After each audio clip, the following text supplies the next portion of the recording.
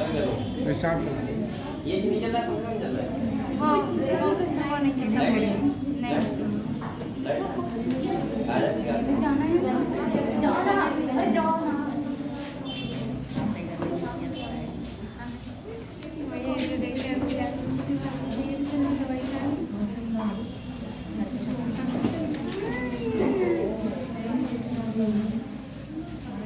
आप लोग ये बहुत चला है, क्या बात है?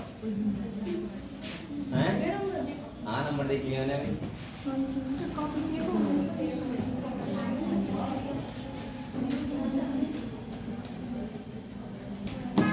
चलो आप लोग ये ऐसा करो, कल हम लोगों ने पढ़ा था उसका रिवाइज करेंगे।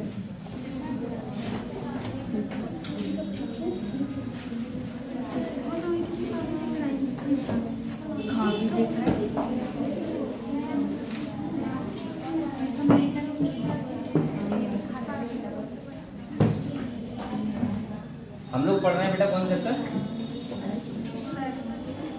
सेल।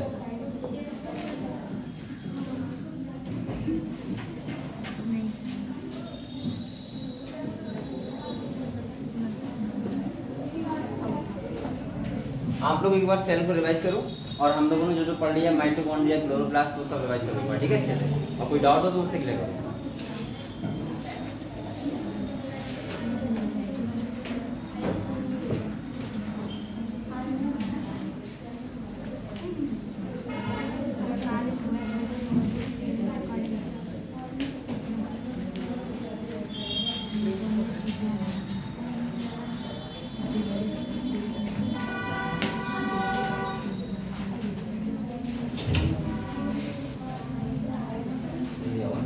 सब बच्चे बोल रहे हैं।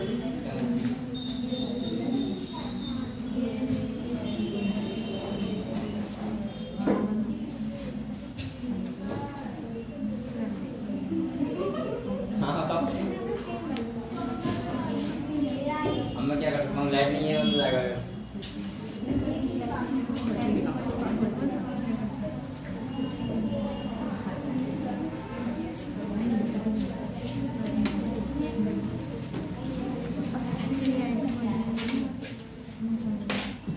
पहले कर लिया करो आगे। हाँ खबर ही है।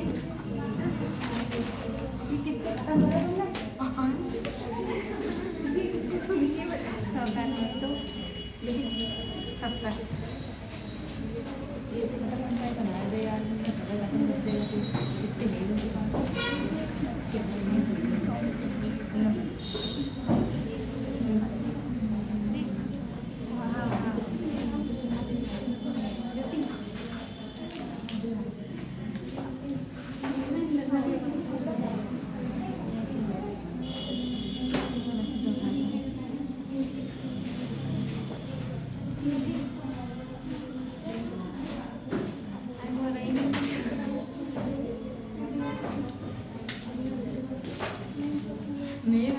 तो बेटा हम लोग क्या पढ़ रहे हैं? सेल चैप्टर पढ़ रहे हैं। आज एक चैप्टर खत्म हो जाएगा तुम्हारा और उसके बाद हम लोग बहुत इंपॉर्टेंट चैप्टर स्टार्ट करेंगे, बायोमोलिक्यूल्स, ठीक है?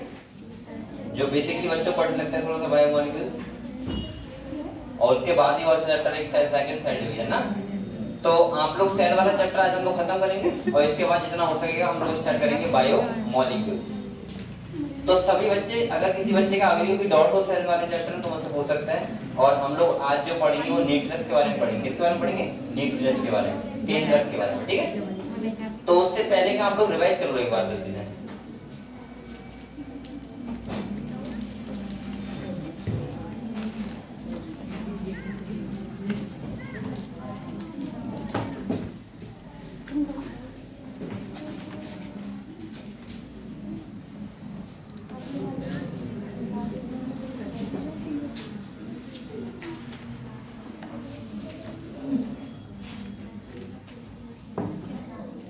और इसके बाद जो यूनिट स्टार्ट होगा वो बहुत इंपॉर्टेंट यूनिट है, प्लांट फिजियोलॉजी ना, फोटोसिंथेसिस, रेस्पिरेशन। उसमें बहुत चैप्टर, बहुत अच्छे चैप्टर हैं, दोनों चैप्टर बहुत अच्छे हैं, फोटोसिंथेसिस और रेस्पिरेशन, जो बेसिकली बच्चों को काफी कठिन लगते हैं।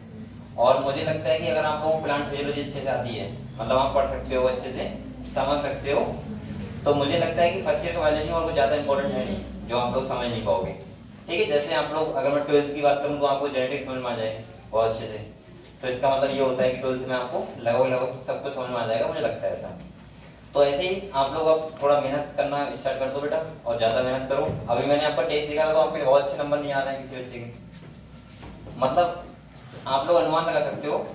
मुझे तो टॉप, मतलब मैं कह रहा था कि मैं टॉप कितने नंबर ज्यादा आ रहे हैं, सबसे ज्यादा कितने आए, तो बेटा इतने ऐसे नंबर नहीं आने चाहिए, आपको थोड़ा और मेहनत करोगे। जो मुझे लगता है सबसे ज्यादा जिसके नंबर आए वो 400 नंबर भी क्रॉस नहीं कर पाया, तो आपको थोड़ी और मेहनत करनी चाहिए। और आपका फिजिक्स और केमिस्ट्री में तो बहुत ज्यादा लो रहा है रिजल्ट। मुझे लगता है जो नंबर बच्चों के यहाँ बायोलॉजी में नंबर है, बल्कि मुझे खुशी होना चाहिए, लेकिन मैं आपको देखता हूँ एज अ डॉक्टर, तो मुझे लगता है कि आपको फिजिक्स केमिस्ट्री में बहुत मेहनत करनी चाहिए, ठीक है। और पहला टेस्ट है तो मैं आपसे कुछ भी नहीं बोलूंगा कि आपके नंबर क्यों कम आए, खाली मैं आपको समझा रहा हूँ, ठीक है। और अब जो टेस्ट होगा तो आप लोग थोड़ा मेहनत करके आना, क्योंकि पहला टेस्ट था तो मैंने आपसे पहले ही कहा था कि आप लोग आना, खाली कितने भी नंबर आए, 10 नंबर आए, किसी बच्चे के नहीं आए। जैसे मैंने कहा था मिनिमम नंबर कितने आने चाहिए आपके, अगर 10 भी आएंगे 10 आने नहीं चाहिए। तो मैंने ये कहा था अगर मिनिमम किसी बच्चे के 10 नंबर भी आएंगे तब भी मैं कुछ नहीं कहूंगा, लेकिन आप टेस्ट में आना खाली। क्यों कहा था मैंने, क्योंकि मुझे लगा था कि बच्चों को टेस्ट देना बहुत जरूरी है, चाहे आपके 10 नंबर आए 20 आए। हालांकि 10 नंबर ज्यादा सब बच्चों के आए तो अच्छा लगा मुझे। दूसरा, अब मैं आपको थोड़ा सा समझा रहा हूँ, मैंने अभी देखे लगभग 15 बच्चों के रिजल्ट देखे, तो मुझे ऐसा लगा कि आप लोग बायोलॉजी में तो ठीक ठाक मेहनत कर रहे हो, क्योंकि बायोलॉजी में लगा 10-15 बच्चों के 200 प्लस नंबर हैं, सही है। और एक के नहीं 10-15 बच्चों के हैं 200 प्लस नंबर बायोलॉजी में। लेकिन बेटा आपके फिजिक्स केमिस्ट्री नंबर काफी कम है। अगर आपको ओवरऑल अगर नीट में सिलेक्शन ही लेना है तो आपको फिजिक्स केमिस्ट्री में थोड़ी मेहनत करनी पड़ेगी। और एवरेज आप लोग ज्यादा नहीं तो लगभग आप लोग कोशिश किया करो कि आपके 100 नंबर फिजिक्स केमिस्ट्री में भी आए, अगर आपको सिलेक्शन ही लेना है। एवरेज आपके 100 नंबर फिजिक्स में और एवरेज आपके 100 नंबर केमिस्ट्री में भी आने चाहिए। और तब आपके अगर बायोलॉजी में आ रहे हैं तो 250 प्लस, तो मुझे लगता है कि अब आप सिलेक्शन की कगार पे हो। और एक बात और ध्यान रखना, टेस्ट ही आपका मान लो नीट का रिजल्ट है, अगर आप कांस्टेंट बना के चलोगे तो जैसे किसी बच्चे के 400 आ रहे हैं और मुझे लग रहा है कि वो 4-5 टेस्ट में 400 नंबर लेके आ रहा है, तो एवरेज उसके नीट में 400 ही आएंगे। कोई ऐसा नहीं कि वहां पे 720 आ जाएंगे या 200 आएंगे। लगभग टेस्ट का ही सब कुछ होता है। आप लोगों को लगता होगा कि सर वहां तो फुल सिलेबस आएगा, ऐसा कुछ नहीं है। ये हर एक यूनिट कर करके हम लोग तैयार होते हैं, ठीक है। तो मैं आपसे पहले ही बोला था, फिर बोल रहा हूँ एक बार, क्योंकि अब टेस्ट हो चुका है, मैं नंबर भी देख लिया बच्चों के। आप लोग मेहनत करो, ठीक है। मुझे बायोलॉजी में सही लगा क्योंकि बच्चों के लगभग 200 प्लस काफी बच्चों के आए यहाँ पे, लेकिन मुझे और लग रहा है थोड़ा सा कि आप लोग थोड़ी और मेहनत करो, थोड़ी सी और, क्योंकि बेटा अगर आप लोग, और हर यूनिट में ऐसी मेहनत करनी है आपको। और मैं ऐसे बोलूंगा कि हर टेस्ट में आप लोग एक टारगेट बना के रखा करो। टारगेट का मतलब है कि मुझे इस टेस्ट में 400 प्लस नंबर लेके ही आनी है, चाहे मुझे कितना भी पढ़ना पड़े, कहीं से भी पढ़ना पड़े और कितनी भी घंटे पढ़ना पड़े, लेकिन 400 प्लस नंबर मेरे आने चाहिए। एक टारगेट बनाओ अपना, कितने नंबर मुझको लाने हैं। देखो ऐसा तो नहीं कि आप अब ऐसा मत करना कि टारगेट बना लो 720 का, 720 एकदम तो नहीं आ जाएंगे, लेकिन पहले आप लोग नंबर को छुओ। जैसे बहुत बच्चे यहाँ पे ऐसे जिनके 400-300 के एवरेज हैं, तो मैं कोशिश करूंगा, मैं चाहूंगा कि आप लोग अगले टेस्ट में 500 तक पहुंचो, सही है। और फिर उसके बाद अगर आप 500 तक पहुंच रहे हैं, उसको मैं कहना बंद कर दूंगा, आपको अपने आप लगने लगेगा कि हम थोड़ी और मेहनत करें। और मुझे लगता है कि अभी कुछ ऐसा भी था कि जैसे फर्स्ट यूनिट में बहुत बच्चों के कुछ चैप्टर पढ़े हुए नहीं थे, जैसे कोई बच्चे थोड़ा लेट आए थे, फर्स्ट चैप्टर हो गया था, सेकंड चैप्टर हो गया था, तो मुझे लगता है कि कोई बात नहीं, ठीक है। ये बात फर्स्ट यूनिट का पहला टेस्ट था, आपने अभी टेस्ट दिया होगा तो आपको अच्छा भी लगा होगा, आपको पता भी लग गया होगा किस टाइप से क्वेश्चन आते हैं, सही है, कैसे आते हैं वो भी आपको पता लग गया होगा। तो लेकिन अब आप लोग कोशिश करना कि अब आपका होगा सेकंड यूनिट का, जिसमें आपके चैप्टर कौन से होंगे, मॉर्फोलॉजी, एनाटॉमी, और जो आपका बचा है स्ट्रक्चरल ऑर्गेनाइजेशन इन एनिमल्स, सही है। वो मैं किसी भी दिन टाइम निकाल के, जब मुझे लगेगा टेस्ट होने वाला है, उससे मैं 3 दिन पहले आपको करवा दूंगा। 2 दिन का चैप्टर है, आराम से हम लोग किताब से पढ़ लेंगे, उसमें कुछ समझने वाला नहीं है। आपको क्या पढ़ना है, फ्रॉग के बारे में पढ़ना है और किसके बारे में पढ़ना है, कॉकरोच के बारे में, बस 2। टिश्यू आता पढ़ा दूंगा, वो भी साथ में पढ़ा दूंगा, कोई ऐसी बात नहीं है। लेकिन आप लोग ध्यान रखना, तो आप लोग अभी जो तैयारी करो बेटा, वो किसी करनी है आपको, मॉर्फोलॉजी और एनाटॉमी। और आप लोग अभी से एक काम करना स्टार्ट कर दो। देखो एक बात और सुनो आप लोग, मैंने आपसे बार-बार कहा बेटा ये रिटन पेपर नहीं होता है, ये ऑब्जेक्टिव होता है। जैसे अगर कोई रिटन पेपर होता है उसमें आप क्या करते हो, अगर आप थोड़ा भी बताए तो आप लोग कर देते हो, सही है, और आप पूरा लिख देते हो आराम से अच्छे से। लेकिन ऑब्जेक्टिव में क्या होता है कि आपको कहते हैं अगर सही से पता है तभी आप कर पाओगे। तो इसका मतलब ये होता है कि अब आपका जो चैप्टर होगा वो होगा मॉर्फोलॉजी, और मैं आपसे बार बार कह रहा हूँ बेटा मॉर्फोलॉजी में जब तक आपको एग्जाम्पल याद नहीं होंगे, जितने भी एग्जाम्पल हैं पूरे चैप्टर में, चाहे वो एस्टिमेशन को लेके हों, चाहे वो प्रेजेंटेशन को लेके हों, चाहे वो आपके इन्फ्लोरेसेंस को लेके हों या फेलोटेक्सो को लेके हों, जितने भी एग्जाम्पल्स हैं मैं बार बार कह रहा हूँ आज से यहाँ पे काम करना स्टार्ट कर दो, लिखना स्टार्ट कर दो बैठ के, और आप अपनी ट्रिक बना सकते हो, कुछ भी कर सकते हो, लेकिन आपको एग्जाम्पल याद होनी चाहिए। और मैं आपसे बार बार कह रहा हूँ बेटा फर्स्ट यूनिट और मॉर्फोलॉजी, ये मतलब 5 चैप्टर ऐसे हैं लगभग जिसमें आपका एग्जाम्पल तैयार है, तभी आप उसमें कर पाओगे क्वेश्चन, वरना आप क्वेश्चन नहीं कर पाओगे।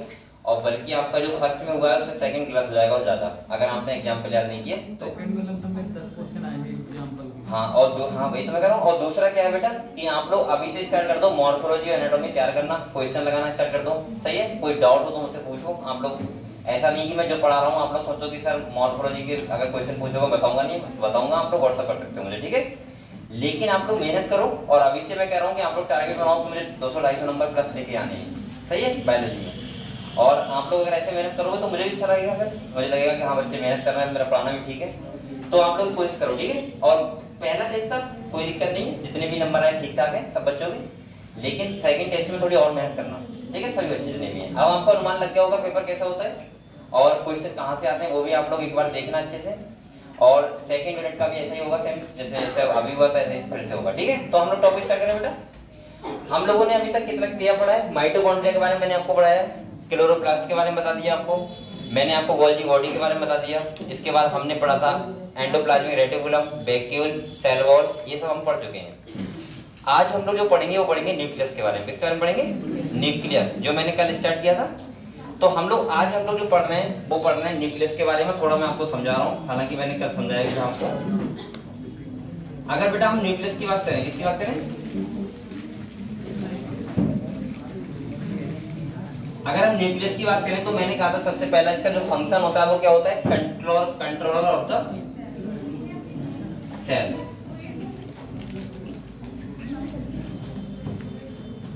ये क्या करता है? पूरी सेल को कंट्रोल करता है, क्योंकि इसके पास क्या होता है? Genetic material. क्या होता है? जेनेटिक मटेरियल का मतलब डीएनए होता है इसके पास, इसीलिए क्या करता है? सारी कैरेक्टर हमारी सेल के अंदर करवाता है। मैंने कल आपको यही बताया था, अगर आपसे कोई कहे कि बताओ न्यूक्लियस एब्सेंट कौन सेल में होता है तो आप क्या बोलोगे? प्रोकैरियोटिक सेल में। बात सही है बिल्कुल। इसके बाद अगर हम बात करें पूरी तरीके से न्यूक्लियस किसमें होता है, उसमें भी हालांकि अच्छे बताओ, अगर प्रोकैरियोटिक सेल में न्यूक्लियर मेम्ब्रेन नहीं होती है ना, जेनेटिक मटेरियल होता है, उसको हम लोग क्या बोलते हैं? वहां पे न्यूक्लियस की जगह पे न्यूक्लियोइड। क्या बोलते हैं?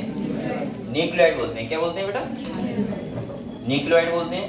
हालांकि हमें इस टॉपिक में क्या पढ़ना है, देखो मैंने आपको कहा था बेटा, जैसे कोई सेल है, यहाँ देखो आप लोग, अगर कोई सेल है मान लिया,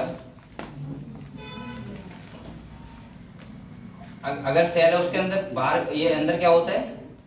न्यूक्लियस होता है। और न्यूक्लियस के अंदर क्या होता है? Genetic material. ये तो होता है, ये डबल मेम्ब्रेन स्ट्रक्चर होता है। ये वाली कौन सी मेम्ब्रेन है? आउटर। और ये वाली कौन सी है? इनर। सबसे पहले डिस्कवरी किसने की थी? रॉबर्ट ब्राउन ने। यहाँ पे ये ऐसा करके होता है, आपको पता होगा, आउटर मेम्ब्रेन से निकलता है एंडोप्लाज्मिक ER, हाँ सही है, एंडोप्लाज्मिक रेटिकुलम निकलता है आउटर मेम्ब्रेन से, ऐसे पता है आपको। तो ये कौन सा होता है? रफ। कौन सा होता है? रफ। इसके बाद ये क्या होता है बेटा? इसके अंदर डीएनए होता है, और डीएनए को हम लोग बोल सकते हैं जेनेटिक मटेरियल। अच्छा, अगर आपसे कोई कहे कि बताओ क्रोमोसोम कहाँ होते हैं, तो मैंने कल आपको बता चुका हूँ ना, डीएनए भाई कंडेंस होकर क्या बनते हैं? क्रोमोसोम बनाते हैं। तो न्यूक्लियस के अंदर ही क्रोमोसोम होंगे। हालांकि मैं क्रोमोसोम की आज बात करूंगा, डिटेल में करूंगा आपके सामने थोड़ी सी। दूसरा, आप लोगों को कल मैंने एक चीज और बताई थी, अब न्यूक्लियस के बारे में पढ़ना है, जो हमको सबसे पहले समझ में आना चाहिए डीएनए क्या है। मैंने कल आपको ये बताया था, डीएनए, जीन, क्रोमेटिन और क्रोमोसोम, सब बच्चों क्लियर हो गया था क्या होते हैं। जैसे मैंने कहा था डीएनए का मतलब होता है जो हमारे कैरेक्टर को इन्फ्लुएंस करता है, और दूसरा मैं बोल सकता हूँ नंबर ऑफ पॉलीन्यूक्लियोटाइड, जितने ज्यादा न्यूक्लियोटाइड लगे होंगे उसको क्या बोलते हैं हम लोग? डीएनए। यानी कि ऐसे बोल सकता हूँ चेन ऑफ न्यूक्लियोटाइड। यानी कि डीएनए का मतलब क्या होता है बेटा? Chain of nucleotide. अब आप लोग कहोगे सर न्यूक्लियोटाइड क्या है ये? तो बेटा यहाँ पे आप लोग ऐसे देख सकते हो, अगर मैं न्यूक्लियोटाइड की थोड़ा सा बात कर ले रहा हूँ यहाँ पे, अगर हम लोग बात कर रहे हैं तो आज पंखा नहीं चल रहा है ना, थोड़ी दिक्कत होती है। न्यूक्लियोटाइड की अगर मैं बात करूं तो यहाँ पे देखो आप लोग, एक न्यूक्लियोटाइड का मतलब पता है क्या होता है? इसका मतलब होता है एक तो लगा होगा फॉस्फेट ग्रुप, क्या लगा होगा? दूसरा अगर हम बात करें तो लगा होगा पेंटोस शुगर, क्या लगा होगा बेटा? अच्छा, पेंटोस शुगर डीएनए केस में कौन सी होती है? डीऑक्सीराइबोज, और आरएनए केस में कौन सी होती है? राइबोज। इसे पेंटोस शुगर क्यों बोलते हैं? क्योंकि 5 कार्बन शुगर होती है। ठीक है, ठीक है। तो मैं ऐसे बोल सकता हूँ डीएनए के केस में जो होती है वो होती है डीऑक्सीराइबोज, कौन सी होती है बेटा? और आरएनए केस में जो होती है वो होती है राइबोज। ठीक है। दूसरा अगर हम बात करें, तीसरा होते हैं नाइट्रोजनस बेस। क्या होते हैं? हालांकि मैं पूरा डीएनए नहीं पढ़ा रहा हूँ, वरना मैं आपको सारी बात बताता, लेकिन अभी हम लोग पूरा डीएनए नहीं पढ़ेंगे, क्रोमोसोम पढ़ेंगे। नाइट्रोजनस बेस की बात करें तो आपको पता है एडेनिन, गुआनिन, साइटोसिन, और ये होते हैं नाइट्रोजनस बेस। एक फॉस्फेट ग्रुप, एक पेंटोस शुगर और एक नाइट्रोजनस बेस को मिला के बोलते हैं एक न्यूक्लियोटाइड। ऐसे ही न्यूक्लियोटाइड सीक्वेंस में लगे होते हैं, और वो क्या होता है? डीएनए। क्या होता है? डीएनए होता है। आप समझ रहे हो? ठीक है। इसके बाद मान लीजिए, चलो मैं मान लेता हूँ जैसे ये फॉस्फेट ग्रुप है, देखो बेटा, और ये क्या लगा दिया मैंने? पेंटोस शुगर लगा दिया, और ये लगा दिया एडेनिन। क्या लगा दिया? आपको पता होगा एडेनिन के साथ हमेशा क्या लगा होता है? थाइमिन, और थाइमिन के बाद ऐसे पेंटोस शुगर फिर से होगा, और ऐसे ही लगा होगा फॉस्फेट। अब बताओ ये क्या हो गया? एक न्यूक्लियोटाइड। ऐसे ही लगातार जुड़ते रहेंगे और डीएनए की लेंथ बढ़ती रहती है। अभी आप लोग टेंशन ना लेना कि डीएनए अभी और सर क्लियर करो, हम लोग पढ़ेंगे, डिटेल में पढ़ेंगे, टेंशन ना लो। दूसरा अगर हम बात करें बेटा, तो मैंने कहा था जीन क्या होता है, तो मैंने कहा था डीएनए का वो सेगमेंट जो ये कोई फंक्शन को इन्फ्लुएंस करे। जैसे मैंने कहा था, अगर आपसे पूछ रहा है कि एक जीन क्या होता है, तो आप बोलोगे एक जीन में एवरेज 3000 बेसिस होते हैं। जैसे ये बेसिस हैं एडेनिन, ऐसे थाइमिन, एडेनिन, गुआनिन, साइटोसिन लगे होंगे। अब 3000 बेसिस को ये ह्यूमन जीनोम प्रोजेक्ट में बताया गया था कि एक जीन कहते हैं। क्या कहते हैं? उतना सेगमेंट एक जीन होगा। मतलब ये हुआ कि 3000 बेसिस का एक सेगमेंट किसी हमारी बॉडी में एक फंक्शन करवाता है, तो वो क्या हो गया? एक जीन। क्लियर हो बेटा? अगर ऐसे ही मैंने कहा था क्रोमेटिन क्या होता है, अगर आपको लग रहा है सर क्रोमेटिन क्या होता है, तो मैंने कहा था क्रोमेटिन का जैसे नाम आएगा क्रोमेटिन, तो इसका मतलब होता है डीएनए होता है, बस डीएनए रैप्ड फॉर्म में होता है। रैप्ड मतलब लिपटा हुआ, और किससे? हिस्टोन प्रोटीन से। समझ गए? ठीक है, हिस्टोन प्रोटीन। ठीक है। और ये पैक्ड होता है न्यूक्लियस के अंदर। अब बेटा पैक्ड क्यों नहीं होगा, सोचो। जो हमारा न्यूक्लियस होता है उसका डायमीटर कितना होता है? 10⁻⁻6 मीटर, और डीएनए की लेंथ कितनी होती है? ये सोचने वाली बात है कि 2.2 मीटर लंबा डीएनए, और कितनी छोटे से न्यूक्लियस में है। अरे भाई सोचो, कितनी बड़ी बात है ये।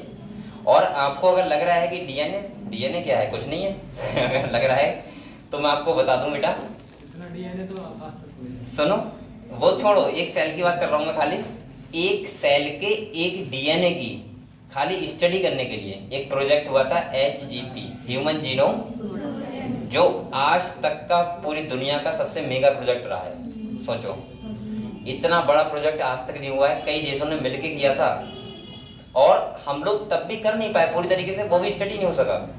अगर HGP पूरी तरीके से सक्सेसफुल रहता, हम लोग ऐसा समझ लो, साइंटिस्ट ने कहा था कि 50% जीन के बारे में हमें नॉलेज ही नहीं है कि हमारे बॉडी में क्या कर रहे हैं। 50% जीन उन्होंने खाली जो समझ पाए वो खाली 2% जीन को समझ पाए। उन्हें 2% जीन के बारे में पता लगा कि हमारी बॉडी में प्रोटीन बना रहे हैं। 50% वो समझ ही नहीं पाए कि जीन हमारी बॉडी में, वो डीएनए में क्या कर रहे हैं। अगर ये पूरा कंप्लीट रहता, तो जैसे मैंने कहा था, होटल पे जाते हो खाना खाने, और आपको मेन्यू देता है, कार्ड देता है, क्या खाना है आपको, भाई रोटी खाना है, कौन सब्जी खाना है, ऐसा देता नहीं देता है। ऐसे ही जब आपके बच्चा होता, आपके नहीं होता, किसी की बच्चा होता, तो डॉक्टर एक ऐसी कार्ड निकालता हूँ, आपको देता कि बच्चे में बताओ क्या क्या फीचर होने चाहिए, बच्चे की लेंथ कितनी होनी चाहिए, बच्चे का कलर कैसा होना चाहिए। दिमाग तो चलो अलग अलग बात है, लेकिन हाँ थोड़े फीचर वो फिनोटाइपिक कैरेक्टर आपको बता देता।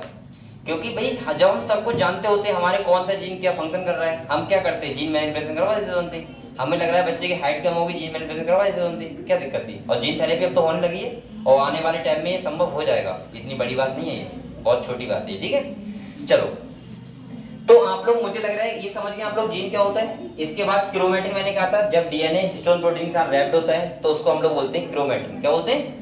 जैसे मैं अभी आपको बताऊं, सुनो, हमारी सेल होती है बेटा, ध्यान सुनो आप लोग, जो बात इंपॉर्टेंट बातें हैं। हमारी सेल होती है, आपको पता है सेल एक साइकिल फॉलो करती है। जैसे अभी आप लोग समझ रहे हो कि हमारे अंदर एक बॉडी के अंदर सेल है, वो सेल बस ऐसी रुकी पड़ी है, ऐसा नहीं है, सेल भी एक साइकिल को फॉलो कर रही है। जैसे आप नहीं कर रहे हो क्या भाई, दुनिया का हर एक एनिमल एक साइकिल फॉलो करता है, जैसे आप भी तो कर रहे हो। अभी आप बताओ, आप पूरे दिन में क्या करते हो, वो एक साइकिल हो गया आपका। सुबह जो उठ के उसके बाद क्या करते हो, उसके बाद क्या करते हो, शाम को क्या करते हो, शाम को रात में क्या करते हो, सबका एक साइकिल होगा, और वही साइकिल को हम फॉलो करते हैं डेली। ऐसी हमारी सेल भी एक साइकिल को फॉलो करती है। हालांकि मैं बताऊंगा cell cycle and cell division में। हमारी हर एक सेल एक साइकिल को फॉलो करके डिवाइड करती है। क्या करती है बेटा, डिवाइड करती है। तो उसमें कुछ फेज आते हैं, क्या आते हैं, फेज। जैसे आपकी लाइफ में फेज नहीं है क्या, जैसे आपका पहले चाइल्डहुड था, इसके बाद एडोलेसेंस आया, इसके बाद अडल्टहुड आया, उसके बाद आप सेनिसेंस में पहुंच जाओगे, बुढ़ापे में पहुंच जाओगे, और उसके बाद क्या होगा, राम नाम हो सकता है चलो जो भी होगा, लेकिन होना ही तो है ही, एक दिन है। अगर सोचने वाली बात, अगर आपसे कहा जाए कि आज से 150 साल बाद यहाँ पे जितने लोग हैं कोई भी यहाँ नहीं रहेगा, तो सोचने वाली बात है, कितनी अजीब बात है ना। फिर भी लगता है कि वो आप मतलब कितना लोगों को एटीट्यूड होता है ना कि यार, मतलब ऐसे तुमने डायलॉग नहीं सुना, कौन सा डायलॉग है, उस एक मूवी का डायलॉग है, क्या है मुझे अभी याद नहीं आ रहा है, वो कहता नहीं, कभी कभी अब लगता है कि अपन अच्छी भगवान ऐसा कुछ बोलता है तो सोचो। चलो यहाँ पे देखते हैं बेटा, हमें क्या बताया था वो, डीएनए जी ना, ये समझ गया, क्रोमेटिन। अच्छा हाँ, सेल साइकिल का बता रहा था, यहाँ देखो बेटा, यहाँ पे देखो आप लोग, थोड़ा इधर समझो। अगर मैं सेल साइकिल आपको समझाऊं थोड़ा सा, तो समझ लो एक बात। जैसे यहाँ से एक फेज स्टार्ट होता है, इसे बोलते हैं G1, एक होता है S, एक होता है G2, इसके बाद यहाँ से यहाँ तक होता है M फेज, ठीक है। इसमें हम लोग पढ़ते हैं प्रोफेज, मेटाफेज, एनाफेज, टीलोफेज, और उसके बाद साइटोकाइनेसिस, ठीक है। अगर आपको लग रहा है कि ये क्या चल रहा है, तो आप लोग टेंशन ना लो, ये सेल का एक टाइम पीरियड है, इसके बाद सेल ये करेगा, इसके बाद ये करेगा, जैसे हम लोग का होता है, सेल का भी होता है। अब सेल मान लीजिए यहाँ से बेटा स्टार्ट किया सेल ने, अब आप लोग बताओ, सेल तो कंटिन्यू फॉलो करेगी ना अपना साइकिल को, और यहाँ पे आके डबल हो जाएगी, एक सेल से कितने सेल बन जाएंगे, 2। तो जो G1 फेज होता है, ध्यान सुनो, S फेज होता है, और कौन सा होता है, G2। इसमें हमें दिखता है, अगर हम न्यूक्लियस के अंदर देखेंगे तो क्रोमेटिन, क्या देखेंगे। अच्छा, आपको खाली डीएनए देखने को नहीं मिलेगा, क्योंकि डीएनए खाली हो ही नहीं सकता, वो रैप्ड तो होगा ही होगा स्टिल प्रोटीन से, समझ गए हम लोग। और जब आप लोग यहाँ से अगले बढ़ोगे, तो आपको यही क्रोमेटिन किसमें कन्वर्ट हो जाएगा, क्रोमोसोम में। आपको समझ में आ गया। क्रोमोसोम इसलिए बनते हैं कि हम डीएनए को अमाउंट को डिवाइड कर सकें 2 डॉटर सेल में, आया समझ में। क्रोमोसोम कब बनते हैं, जब हमको डीएनए डिवाइड करना होता है 2 सेल में, क्लियर हुआ। बस इन वाले फेजों में आपको क्रोमोसोम दिखेंगे, और इन वाले फेजों में आपको क्रोमेटिन दिखेगा, इतना ही डिफरेंस है। जैसे अभी आपको कोई देखे, आप क्या देख रहे हो, स्टूडेंट दिख रहे हो। अभी आप घर पे जाओ, खेत पे दिखोगे तो क्या दिखोगे, फार्मर दिखोगे, और तो आप ही बस आपका टाइम पीरियड कहाँ चल रहा है वो डिपेंड करता है ना। तो यहाँ पे यही सब खेल है, बस ये आपको थोड़ा पल्ले पड़ा। वैसे मैं क्रोमोसोम अभी बताऊंगा आपको, फिर से बताऊंगा। यानी कि यहाँ से यहाँ तक सेल जो साइकिल फॉलो करेगा, उसमें क्रोमेटिन होगा न्यूक्लियस के अंदर, और जब यहाँ से अगले बढ़ेंगे तो क्या होगा बेटा, क्रोमोसोम, ठीक है। तो अब आप लोगों से अगर क्रोमोसोम की बात करेगा तो आप समझ जाओगे ना, डीएनए की बात कर रहे हैं, और कोई बात नहीं है। बस डीएनए ने कंडेंस होकर क्या बना लिया है, क्रोमोसोम। और क्रोमोसोम क्यों बनाए, क्योंकि बेटा क्रोमोसोम ही तो जाएंगे डॉटर सेल में, तभी डीएनए क्या हो जाएगा, डिवाइड हो जाएगा, और दोनों सेलों में पहुंच जाएगा। दूसरा, अगर आप लोग ये सोच रहे हो कि सर डिवाइड होना, ये दूसरे सेल में डीएनए जाना, ये इतना आसान काम नहीं, 100% एक्यूरेसी होनी चाहिए। सोचो, हमारे अंदर लगभग 3 बिलियन से ज्यादा बेस पेयर है, 3 बिलियन से ज्यादा। 1 बिलियन पता है कितना होते हैं, 1000 मिलियन, और 1 मिलियन में कितने होते हैं, 10 लाख। काउंट करोगे तो बहुत टाइम लगेगा, ठीक है। 3 बिलियन नाइट्रोजन बेस है हमारे एक डीएनए में, और बेटा हमारे पास इतनी सेल है कि हम काउंट ही नहीं कर सकते। मैं खाली एक डीएनए की बात कर रहा हूँ, 3 बिलियन से ज्यादा नाइट्रोजन बेस है, और 3 बिलियन नाइट्रोजन बेस कतई एकदम एक्यूरेट 2 सेल में जानी चाहिए। अगर एक भी नाइट्रोजन बेस गड़बड़ हुआ, जैसे आप लोग बहुत गलतियां करते हो ना, होता है, गलतियां कर देते हो, क्या दिक्कत है। लेकिन मैं ये कह रहा हूँ कि सोचो 3 बिलियन बेस में एक भी गलत ना हो। अगर एक गलत हो गया तो आपको पता होगा, एक टर्मिनोलॉजी हम लोग बोलते हैं म्यूटेशन, जानते हो, आपको नाम सुना है। हम लोग पढ़ते हैं सिंड्रोम, हम लोग पढ़ते हैं जेनेटिक डिसऑर्डर, जितने ये सब होते हैं किसकी वजह से होते हैं? म्यूटेशन की वजह से। वहां कुछ ज्यादा कुछ नहीं होता, खाली एक नाइट्रोजन बेस गड़बड़ हो जाता है। जैसे अगर आपको थोड़ा लग रहा हो तो एडेनिन की जगह थाइमिन आ जाएगा बस खाली। अगर इतना भी दिक्कत हो गई, या गुआनिन की जगह क्या आ जाए? अब ये मत कहना कि गुआनिन की जगह साइटोसिन आएगा तब म्यूटेशन होगा, मतलब कुछ भी चेंज हो जाए। जैसे मैं एग्जांपल बता रहा हूं, थाइमिन है उसकी जगह क्या आ जाए? सपोज धोखे से एडेनिन। एक खाली नाइट्रोजन बेस चेंज होने से क्या हो जाता है? म्यूटेशन। और म्यूटेशन का मतलब है कि पूरा आपको जेनेटिक डिसऑर्डर हो सकता है। तो समझ गए कितनी परसेंट? 100% एक्यूरेसी होनी चाहिए। समझ गए? ठीक है, तो आप लोग मेरे हिसाब से समझ गए होंगे ये क्या है। अब हम थोड़ा बात करते हैं क्रोमोसोम के बारे में। किस बारे में बात करते हैं? क्रोमोसोम के बारे में। चलो यहाँ पे मैं थोड़ा सा आपको बता रहा हूँ क्रोमोसोम के बारे में क्या है, थोड़ा समझ लो आप लोग, क्योंकि आप लोग बहुत पढ़ते हो ना क्रोमोसोम। क्रोमोसोम ये क्या होता है? बच्चों का भी तो रटते हैं कि 46 ह्यूमन में 46 होते हैं, मम्मी खाना दे रही तब भी 46। चलो यहाँ देखो, एक्चुअली में क्रोमोसोम का मतलब होता है जिसके पास जितने क्रोमोसोम होंगे और जैसे क्रोमोसोम होंगे। आप लोग बताओ क्या उसके पास वैसा ही डीएनए नहीं होगा? और जैसा डीएनए होगा उसका वैसा ही क्या होगा? बॉडी फंक्शन करेगा। जैसे एलिफेंट है उसके पास अलग क्रोमोसोम होंगे, अलग नंबर होगा। गेहूं है उसके पास क्या होगा? अलग क्रोमोसोम नंबर होगा। आम का अगर सेल देखोगे उसमें अलग क्रोमोसोम नंबर होगा। मक्खी में अलग क्रोमोसोम नंबर होगा। लेकिन मैं यहाँ बात कर रहा हूँ ह्यूमंस की। किस बात कर रहा हूँ? तो हमारे पास आपको पता होगा बेटा कितने क्रोमोसोम होते हैं? 23 पेयर। आप लोग पेयर में बोला करो, ठीक है। इसमें 22 पेयर होते हैं ऑटोसोम। कैसे होते हैं बेटा 22 पेयर? ऑटोसोम। और एक पेयर होते हैं सेक्स क्रोमोसोम। कौन से होते हैं? ये सेक्स क्रोमोसोम का मतलब यहाँ पे ये है, ये सेक्स को डिसाइड करेंगे कि मेल होगा या फीमेल। जैसे अगर मैं बात करूं मेल होता है जो, उसके पास क्रोमोसोम होते हैं 44 प्लस XY, और जो फीमेल होती है उसके पास होता है 44 प्लस। अब आप लोग यही समझदार हो, देखो हम लोग चीजें रटते हैं लेकिन समझते नहीं। यहाँ पे मैं थोड़ा समझाने की प्रयास कर रहा हूँ। सोचो 44 क्रोमोसोम और एक साथ में ये, और यहाँ पे देखो 44 और ये, मेल और फीमेल में सेम होते हैं। इसीलिए आपको बताया मेल के पास भी एक नाक होगी, फीमेल के पास भी एक नाक होगी। मेल के पास में 2 कान होंगे, फीमेल के पास में 2 कान होंगे। एक हार्ट मेल के पास है, एक ही फीमेल के पास है, क्योंकि हमारे 44-45 क्रोमोसोम सेम है। सोचो खाली एक क्रोमोसोम के डिफरेंस की वजह से, और वो भी सबसे ऐसा क्रोमोसोम है जिसमें सबसे कम जीन है 231। इस क्रोमोसोम पे सबसे कम जीन होते हैं, यानी कि लोएस्ट जीन। और बेटा कितने? 231 बता दे रहा हूं आपको। यहाँ देखो अब सोचो आप लोग, खाली एक क्रोमोसोम की वजह से मेल होता है और फीमेल, और सोचो हम लोग कितना बड़ा डिफरेंस समझते हैं मेल में, और खाली एक क्रोमोसोम चेंज होने से। आप लोग खुद सोचो, अगर किसी के 2 हो जाएंगे तो क्या होगा? वो किधर का भी नहीं रहेगा, ठीक है। और मतलब सेक्स वाली बात कर रहा हूँ। अगर ऑटोसोम होंगे तो फिर वो एक तरफ रहेगा, लेकिन पता नहीं क्या डिजीज होगी। लेकिन अगर ये सेक्स क्रोमोसोम कोई भी चेंजमेंट हो जाए तो सोचो क्या होगा? एक क्रोमोसोम की वजह से क्या दिक्कत हो सकती है। और पूरे की तो बात ही नहीं कर रहा हूँ, खाली एक। तो आप समझ में आया कितना ज्यादा एक्यूरेसी होता है। और इसीलिए जेनेटिक्स पढ़ने में बहुत मजा भी आता है। मैं आपको पढ़ाऊंगा, मेरा सबसे इंटरेस्टिंग यूनिट वही है जेनेटिक्स। लेकिन वैसे इंटरेस्टिंग सब है, ऐसा मत कहना कि मैं प्रेशर में पढ़ा रहा हूँ। लेकिन वो बहुत मजा आता है पढ़ाने में, एक ह्यूमन फिजियोलॉजी और एक वो। चलो यहाँ पे देखो, तो ये आप लोग समझिए बात। अब हम आते हैं क्रोमोसोम पे। क्रोमोसोम कैसे होते हैं बेटा? मैं पेयर में क्यों कह रहा हूँ? अगर आप लोग लिख रहे हैं तो टेल दूं क्या आपको? थोड़ा बहुत लिख रहे हैं क्या? जल्दी जल्दी करते रहो, फिर क्या होगा? चलो लिखो। पानी के बस ठंडा है।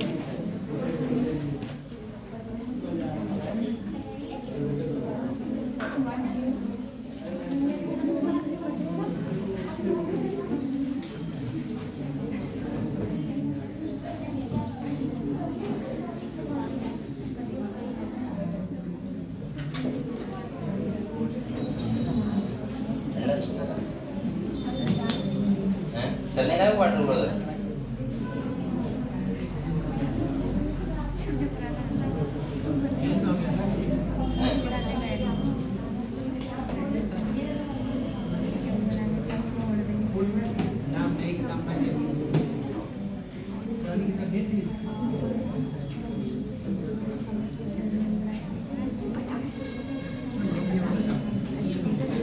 का देखो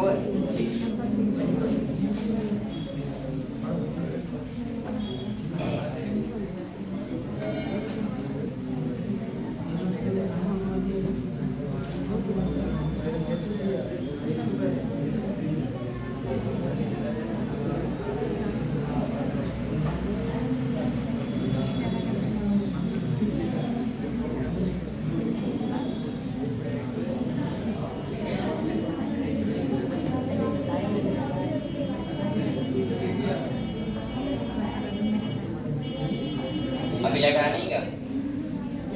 लाइट आएगा तो पता कैसे लगेगा? अब लाइट आज आनी नहीं है। क्यों नहीं आनी है? कुछ है क्या? यहाँ तो कोई साइन भी नहीं है लाइट का। चलाइए आप। अरे ये बंद हो जाएगा फिर। मैं भी कह रहा हूँ इधर वाले चलाओगे, इधर वाले चलाओगे तो बंद हो जाएगा। किधर वाला? ये चलता रहता है ये। अच्छा चलो कोई बात नहीं, गर्मी का भी मजा लीजिए, क्या दिक्कत है भाई।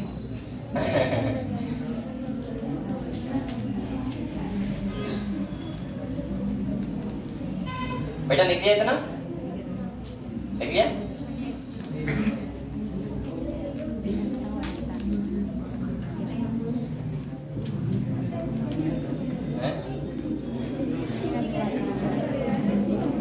तो तुम वहां बैठ जाओ, पीछे बैठ जाओ, कोई दिक्कत नहीं। जाओ जाओ, अब वो पीछे और बैठ जाएगा, क्या दिक्कत है? जाओ। अभी बेंच खाली है, तुम बेटा तुम उधर से जाओ, पीछे तो लड़ाई तो नहीं है उससे? वही मैं क्या बताऊं, बच्चों में ऐसा होता है ना कि ड्राइवर की जाती है कभी, और तुम जाओ पीछे बैठो तुम लोग दोनों।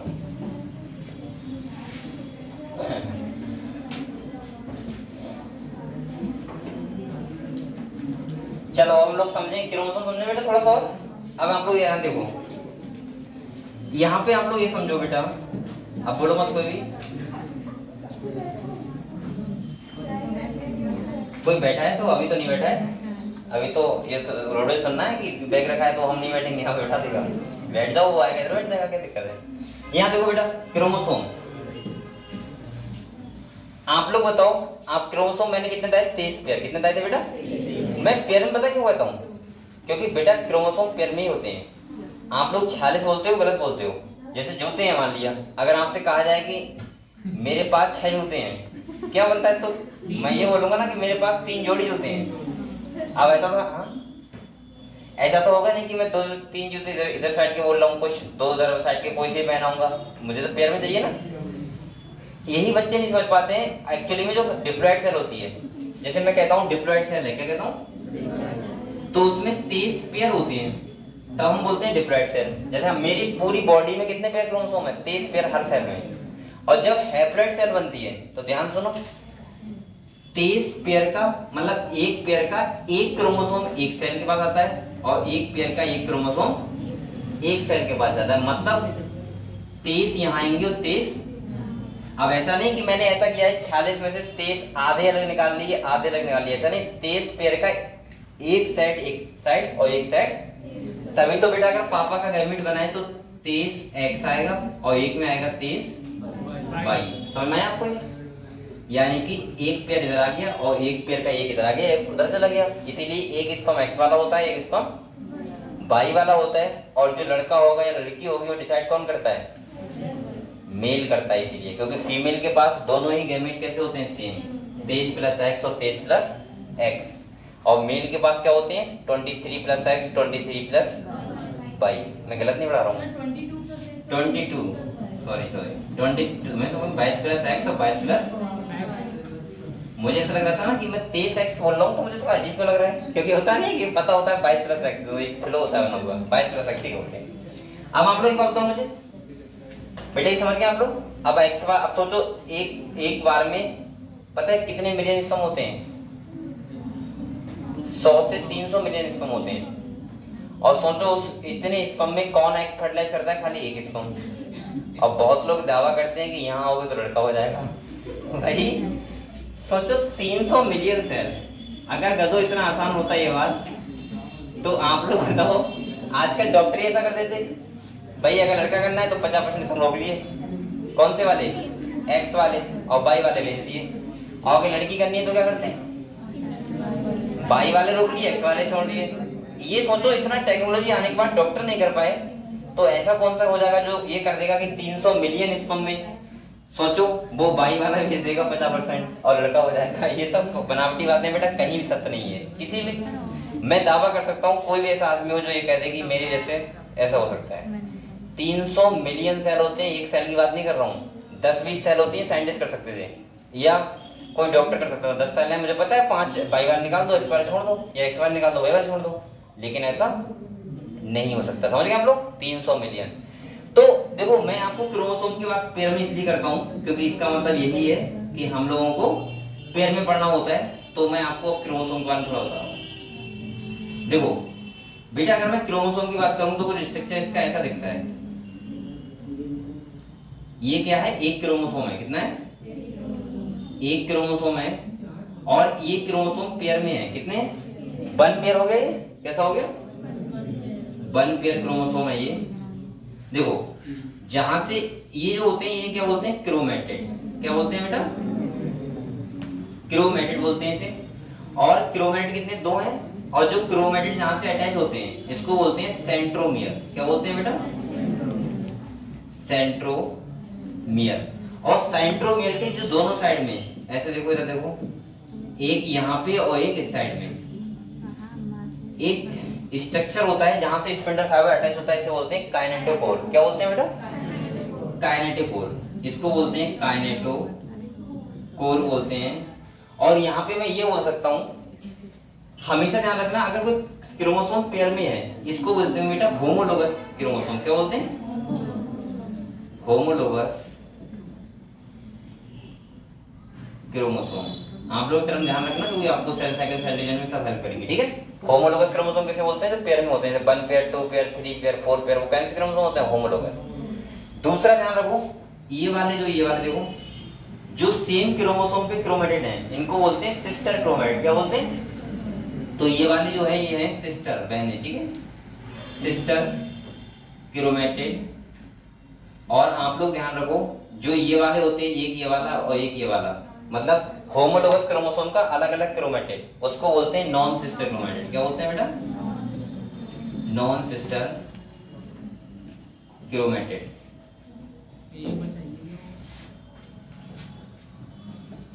तो इनको बोलेंगे नॉन सिस्टर क्रोमेटिड, और मैं बोल सकता हूं कि इसको बोलते हैं क्या? सिस्टर क्रोमेटिड, सेम वाले पे। ठीक है? और ये अगर देखो अलग, हाँ जो एक पेयर का एक क्रोमोसोम, एक पेयर का एक क्रोमोसोम, तो हम लोग बोल सकते हैं कि उनको बोलते हैं नॉन होमोलोगस। क्या बोल देंगे? Non homologous. समझ गए हम लोग क्रोमोसोम के बारे में? अकॉर्डिंग टू सेंट्रोमियर हम लोग 4 टाइप से क्रोमोसोम पढ़ेंगे। जैसे एक होगा कौन सा? मेटासेंट्रिक, सब मेटासेंट्रिक, टीरोसेंट्रिक और एक्रोसेंट्रिक। वो हम बाद में बात करेंगे। तो आप लोग इतना समझ गए बेटा? तो आप लोग लिखना नाम लिख लोगे, इसके बाद मैं अब किताब पढ़ाऊंगा आपको। ठीक है? काफी जरूरी है।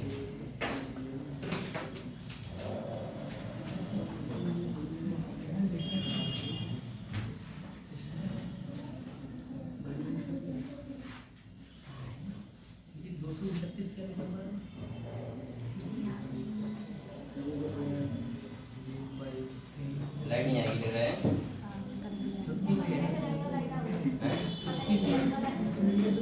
पंखा चला देंगे? अरे मत ही दो, ये बंद हो जाएगा। नहीं होगा सर, लाइट आ गई। आ गई? कहाँ आ गई? कहाँ नहीं है यार, वो इंडिकेटर तुम लो।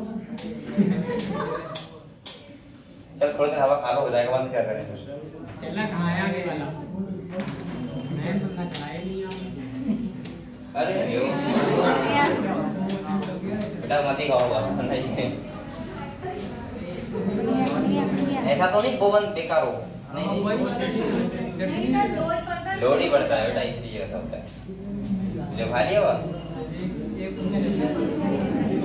एक लाइट जला देते हैं।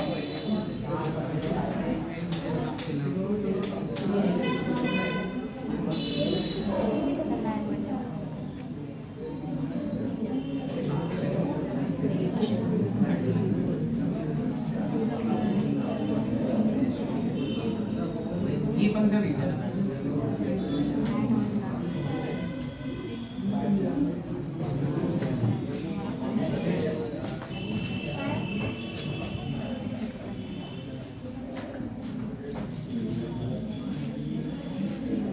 बेटा लिख लिया ना आप लोगों ने? वो नहीं लिखा था, चलो फिर लिख देना, ठीक है? लिख रहे हो तो लिख दे रहा हूँ, चलो लिख दे हैं।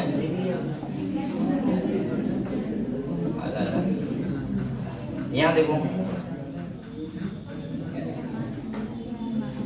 मैंने क्या बताया था, ये क्या होता है?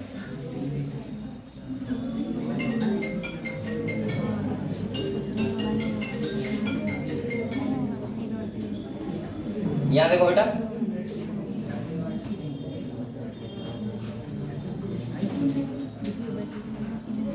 ये मैंने कहा था 1 पेयर क्रोमोसोम है, जिसमें ये वाले कौन से होमोलोगस, कौन से?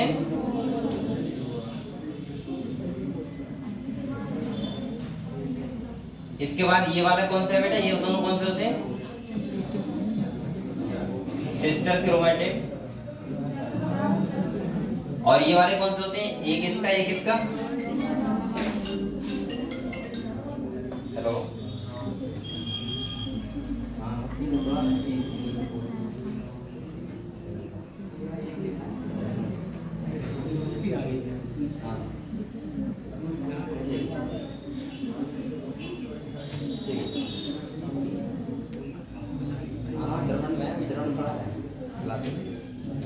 हाँ बर्थडे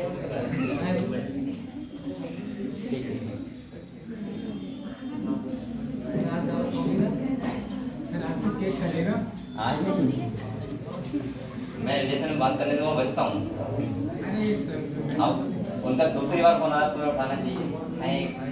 पहली बार तो मिस कॉल आई थी, उसका नहीं फोन ही आया था, तो ठीक है बर्थडे है, कोई इसमें जाना है तो देख लूंगा, नहीं जाना है बंद हो जाता बार बार। बेटा ये कौन से? नॉन सिस्टर, ठीक है? तो आप लोग समझ गए, होमोलोगस, सिस्टर, नॉन सिस्टर। इसके बाद ये क्या है बीच में बताओ? सेंट्रोमियर। और इसके बाद बेटा यहाँ पे जो ये होता है ऐसे दो, इन्हें बोलते हैं काइनेटोकोर। क्या बोलते हैं? ठीक है, लिख लो जल्दी से, ये लिख लो।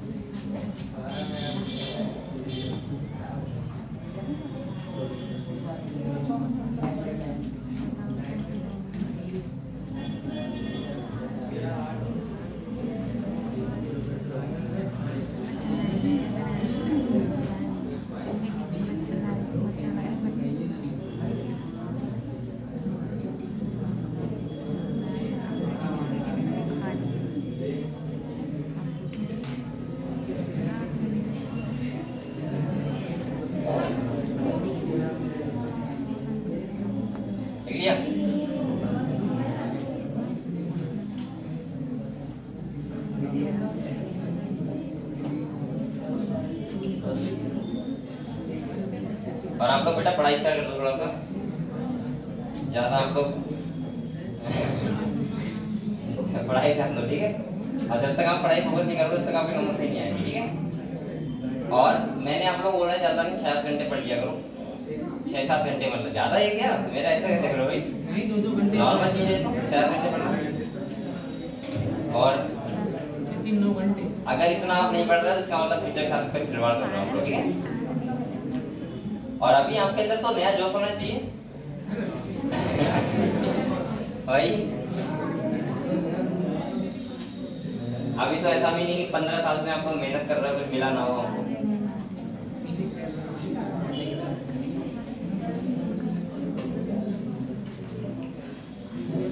मुकेश पढ़ाई कर रहा है? हो गया? कहाँ गए? काम से कहाँ गए? क्यों? चलो यहाँ देखो, अब बेटा हम लोग किताब निकालो, पढ़ते हैं, ठीक है? ये सब क्वेश्चन क्या है?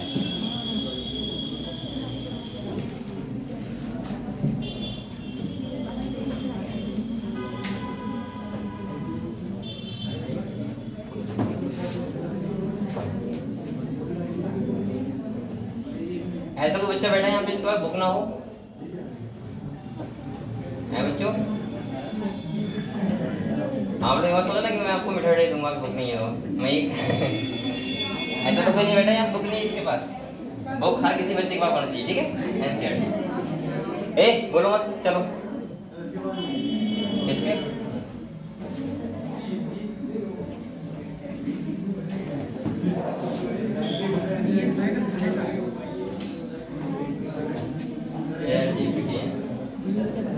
अब बेटा हम लोग एक करके लाइन को समझते हैं और आपको यहाँ पे जितनी भी बोलो मत कोई भी, जितना भी हम लोगों ने पढ़ा है सब कुछ वही लिखा होगा और हम लोग समझते हैं, ठीक है। एक एक करके देखो, कह रहा है न्यूक्लियस।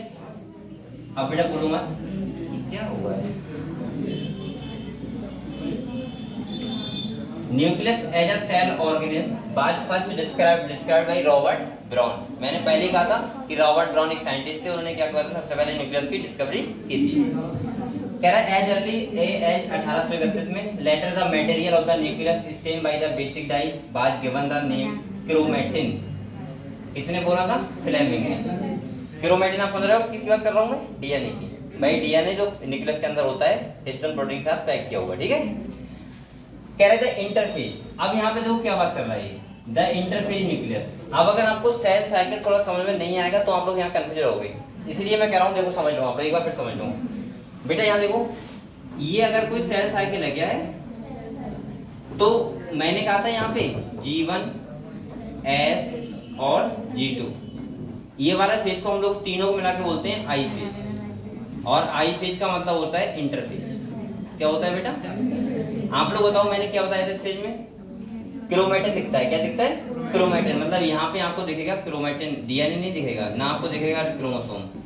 और बेटा जब हम ये एम फेज में पहुंचेंगे, इस वाले फेज को बोलते हैं एम फेज। क्या बोलते हैं, और इसमें तुम्हारा आता है प्रोफेज, मेटाफेज, एनाफेज, टीलोफेज और साइटोकाइनेसिस, इसको बोलते हैं एम फेज। और इस वाले फेज में हमें दिखते हैं क्रोमोसोम। क्या दिखते हैं, अब आप लोग कंफ्यूज तो नहीं हो गए। मतलब सेल की स्टार्टिंग फेज में दिखेगा आपको क्रोमैटिन मटेरियल, जिसे आई फेज बोलते हैं, और एम फेज में क्या दिखेगा आपको, क्रोमोसोम। सेल एक साइकिल फॉलो करता है लगातार, सेल जैसे G1 में आएगा, फिर S में आएगा, फिर G2 में आएगा, फिर प्रोफेज, मेटाफेज, एनाफेज, टीलोफेज, और उसके बाद सेल क्या हो जाएगा, डिवाइड। आपको पता होना चाहिए कि हमारा सेल लगातार रिप्लेस होते रहते हैं। ऐसा नहीं कि आप पैदा हुए थे तो बहुत जो आपका स्किन पे यहाँ पे था वो यहीं पे है, वो तो डेड हो गया होगा, उसकी जगह पे दूसरा सेल आ गया होगा। समझ गए आप लोग, ऐसा बोलते हैं। लगभग हमारा बॉडी लगभग 7-8 साल में एक बार पूरा नया हो जाता है। और वैसे हमारा सेल एक सेल कितने दिन डिवाइड करता है, 24 घंटे में। कितने दिन करता है, 24 घंटे में हमारा सेल डिवाइड करता है। और बेसिकली हमारा पूरा बॉडी जो नया हो जाता है वो कितने साल में हो जाता है, 7 से 8 साल में। अगले कह रहा है देखो, द आई फेज न्यूक्लियस। अभी बात कर रहा है nucleus of a cell when it is not dividing has highly extended and the elaborate nucleoprotein fibre. उन्हें हमने क्या बोला है, क्रोमैटिन। मैंने कहा था तो आई फेज, अगर आप सेल का आई फेज वाली स्टेज में देखोगे न्यूक्लियस के लिए तो वहां आपको क्या दिखेगा, क्रोमैटिन। अब आप लोग देखो कंफ्यूज मत होना। अब यहाँ पे बच्चे कंफ्यूज क्यों होते हैं, उनको पता नहीं होता, इसलिए मैं इतना टाइम बर्बाद कर रहा, मतलब बता रहा था आपको कि क्रोमैटिन क्या होता है, डीएनए क्या होता है, क्रोमोसोम क्या होता है। वरना आप पता है यहाँ पे क्या कहते हैं, किस साल यहाँ डीएनए की तो कोई बात ही नहीं हो रही है, यहाँ तो आप बार बार क्रोमैटिन बोल रहे हो। क्रोमैटिन क्या बात है, क्रोमैटिन क्या है, डीएनए है, समझ गए आप लोग। लेकिन वो बस क्या है, रैप्ड फॉर्म में है। जैसे अब यहाँ पढ़ रहे हो स्टूडेंट हो, वैसे आप क्या हो, ह्यूमंस हो। तो यहाँ वही हिसाब है कि यहाँ पे धन्यवाद लाइट वालों के बार फोन करोगा, धन्यवाद आपका। इस पीलीभीत का लाइट इतना बेकार है ना, मैं रिलेटिव बता रहा हूँ, सबसे इससे अच्छा गाँव में आता है, इससे अच्छा आता है गाँव में। गांव में रात में एक भी बार नहीं जाता है, नहीं जाती। अरे सुन लो मेरा सुन लो, अरे एक करके बोले, एक करके। कौन बोला है, हम जाओ।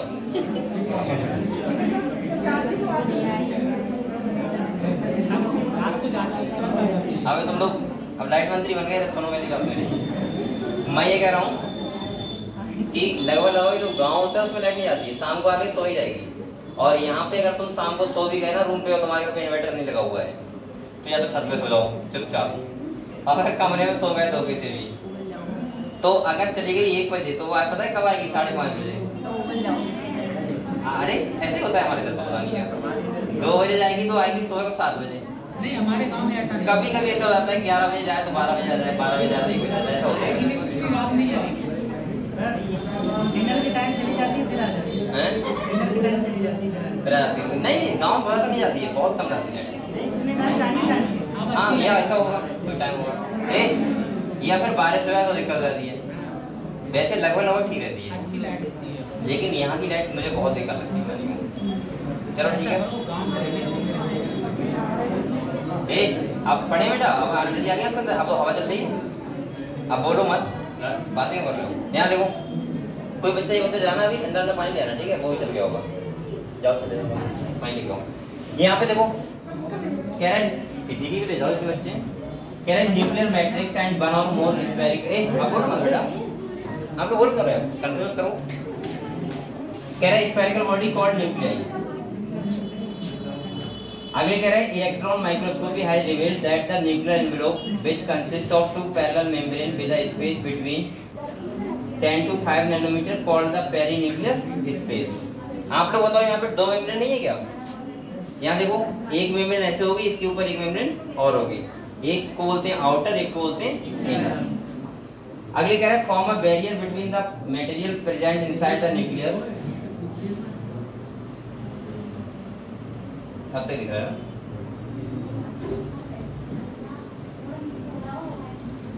बेटा, कह रहे हैं यूरिडी remains continuous with the endoplasmic reticulum and also bears ribosome on it. आपको बताया आउटर मेम्ब्रेन होती है, उससे क्या निकलता है? Endoplasmic reticulum. कौन सा वाला होता है? रफ।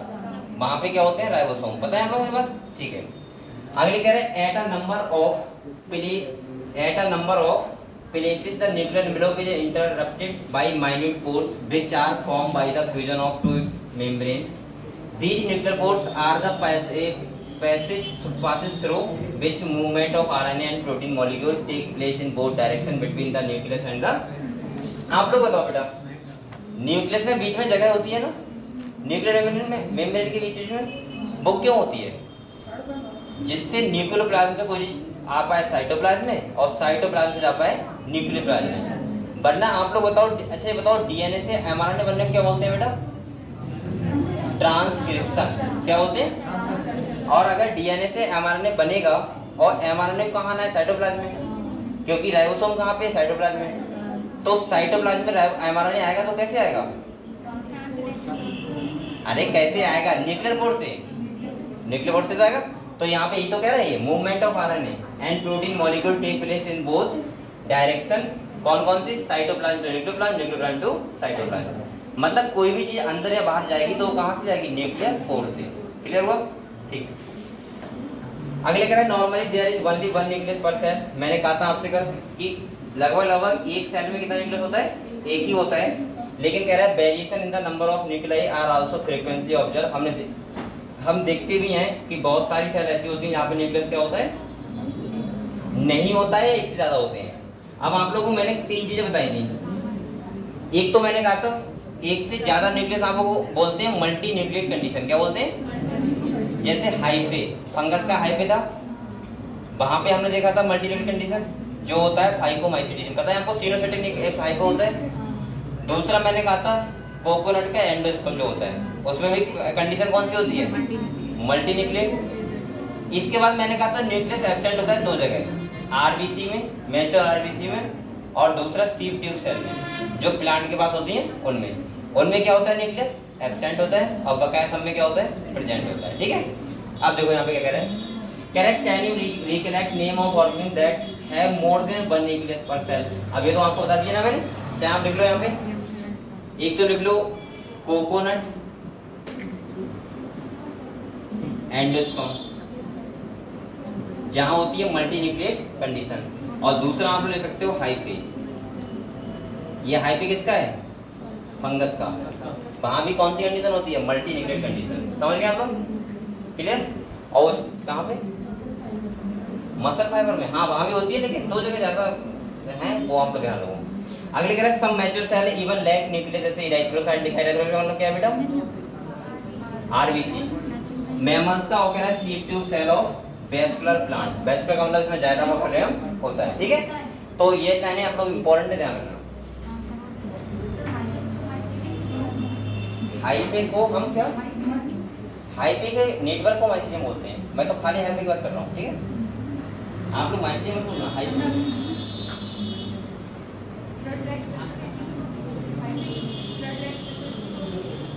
कार्ड होता है, इसके बाद एक न्यूक्लियस होता है, एक ऐसा होता है इसका मल्टी न्यूक्लियस।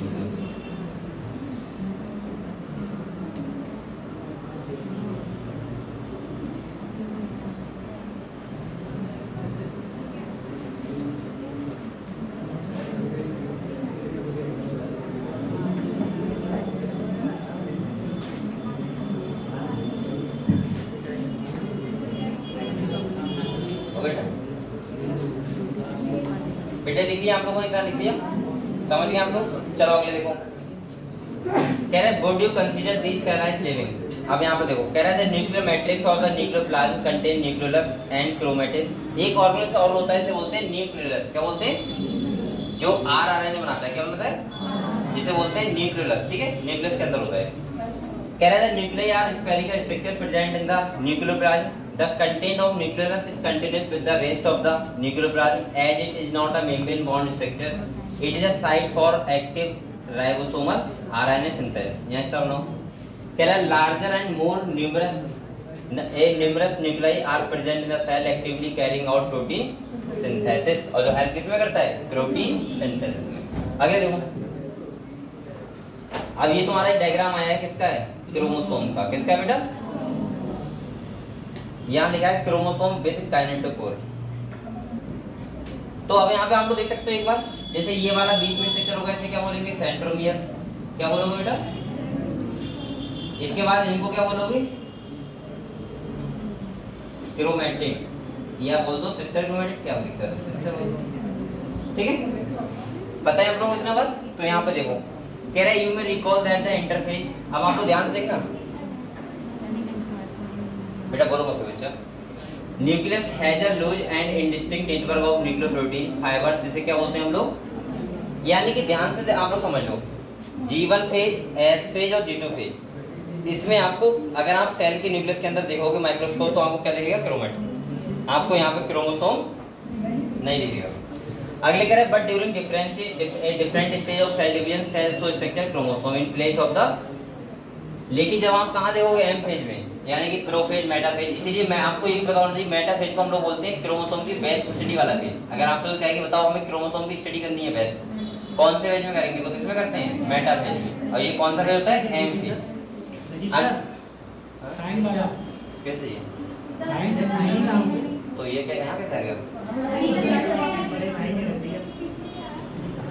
पीछे से आया, पीछे से आया, पीछे से तो तुम लोग नहीं हुए?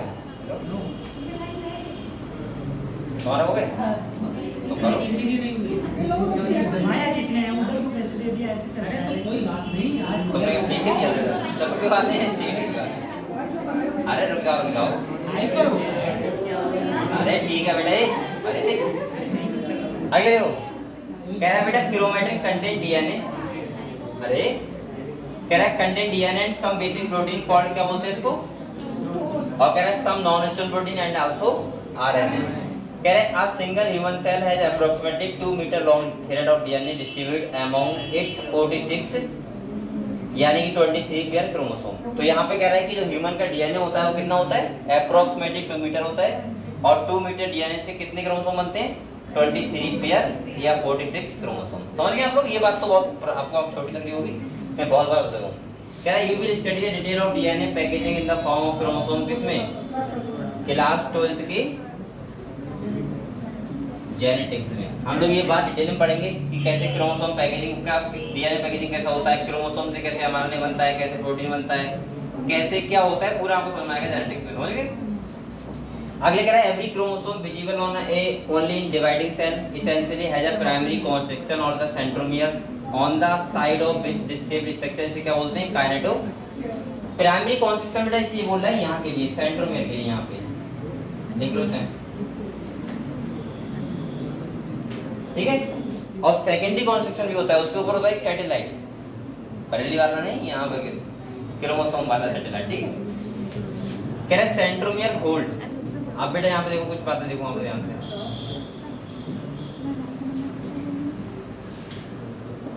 कह रहा है centromere hold two chromatid of a chromosome based on position. और अब देखो यहाँ पे देखो बेटा, सेंट्रोमियर का पोजीशन क्या है, उसके बेस पे हमने क्रोमोसोम कितने बार डिवाइड किया है? 4। एक मेटासेंट्रिक, सब मेटासेंट्रिक, टीलोसेंट्रिक और एक्रोसेंट्रिक। कैसे किया वो हम लोग देख लो एक बार। देखो यहाँ पे 4 क्रोमोसोम बने हुए हैं ना, जैसे जो पहला वाला है ये वाला कौन सा, यहाँ पे आप लोग बताओ बेटा, बोलो मत कोई भी, यहाँ देखो ये सेंटर में बीच में नहीं है क्या, और दोनों आर्म बराबर नहीं है। अगर बोथ आर्म कैसी हैं, बराबर इक्वल हैं, तो इस टाइप को हम लोग बोलते हैं मेटासेंट्रिक। क्या बोलते हैं? और बेटा इसको मैं मानता हूं, अगर मुझसे पूछोगे तो आप लोग अगर ऐसे ध्यान रहे तो आप लोग ध्यान रखना बी शेप। बी शेप का मतलब दोनों आर्म बराबर कर दो, ये दो एक आर्म ये एक आर्म ये, दोनों बराबर नहीं है, और यहाँ पे ये क्या है सेंटर में, ऐसे मान के लो दोनों आर्म बराबर, तो बी शेप बोल सकते हो। दूसरा आता है हमारा, अगर एक आर्म थोड़ा बड़ा है एक आर्म थोड़ा कैसे छोटा है, तो इसको हम लोग बोलते हैं सब मेटासेंट्रिक। क्या बोलते हैं? सब मेटासेंट्रिक। और इसको मैं जो बोलता हूँ वो बोल सकता हूँ एल शेप, मतलब थोड़ा एक आर्म बड़ा थोड़ा कैसा छोटा, समझ गए? इसके बाद ये वाला कौन सा होता है बेटा? एक्रोसेंट्रिक ना, एक्रो है ना, एक्रोसेंट्रिक। और इसे मैं बोलता हूँ जे शेप, एक थोड़ा ज्यादा छोटा एक थोड़ा बहुत बड़ा। और ये कौन सा आता है लास्ट में? टीलोसेंट्रिक। और यहाँ पे एक आर्म बिल्कुल खत्म होती है, एक आर्म कैसे होती है बहुत बड़ी, यानी कि ये बोल सकता हूँ आई शेप। समझ गए? तो आप लोग चाहे देख सकते हो ये बात, B shape, L shape, J shape और आई शेप।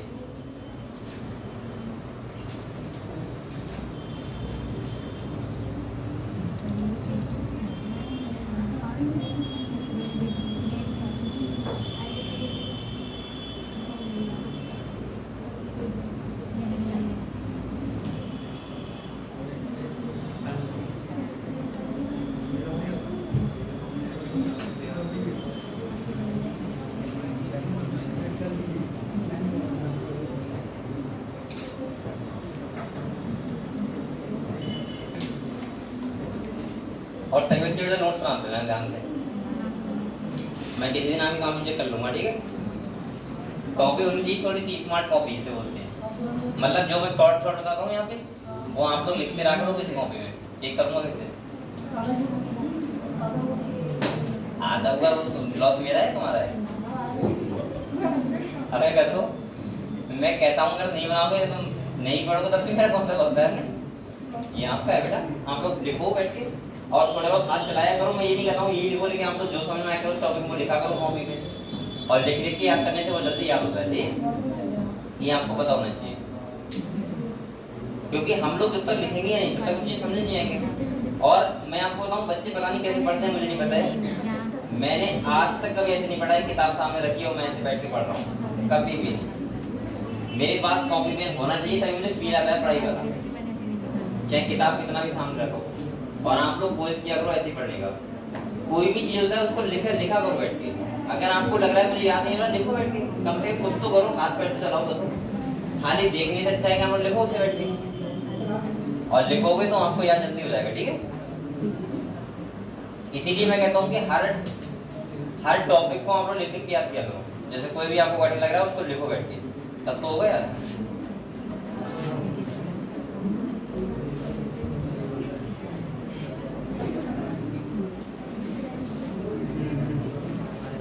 ये लिख लिया हम लोगों ने, तो हम लोग ये समझ गए क्रोमोसोम के 4 टाइप कैसे बोलते हैं हम लोग, अकॉर्डिंग टू सेंट्रोमियर। सेंट्रोमियर का पोजीशन कहाँ पे, उसके बेस पे हम कितने टाइप के बोलते हैं? 4 टाइप का। पहला कौन सा है बेटा?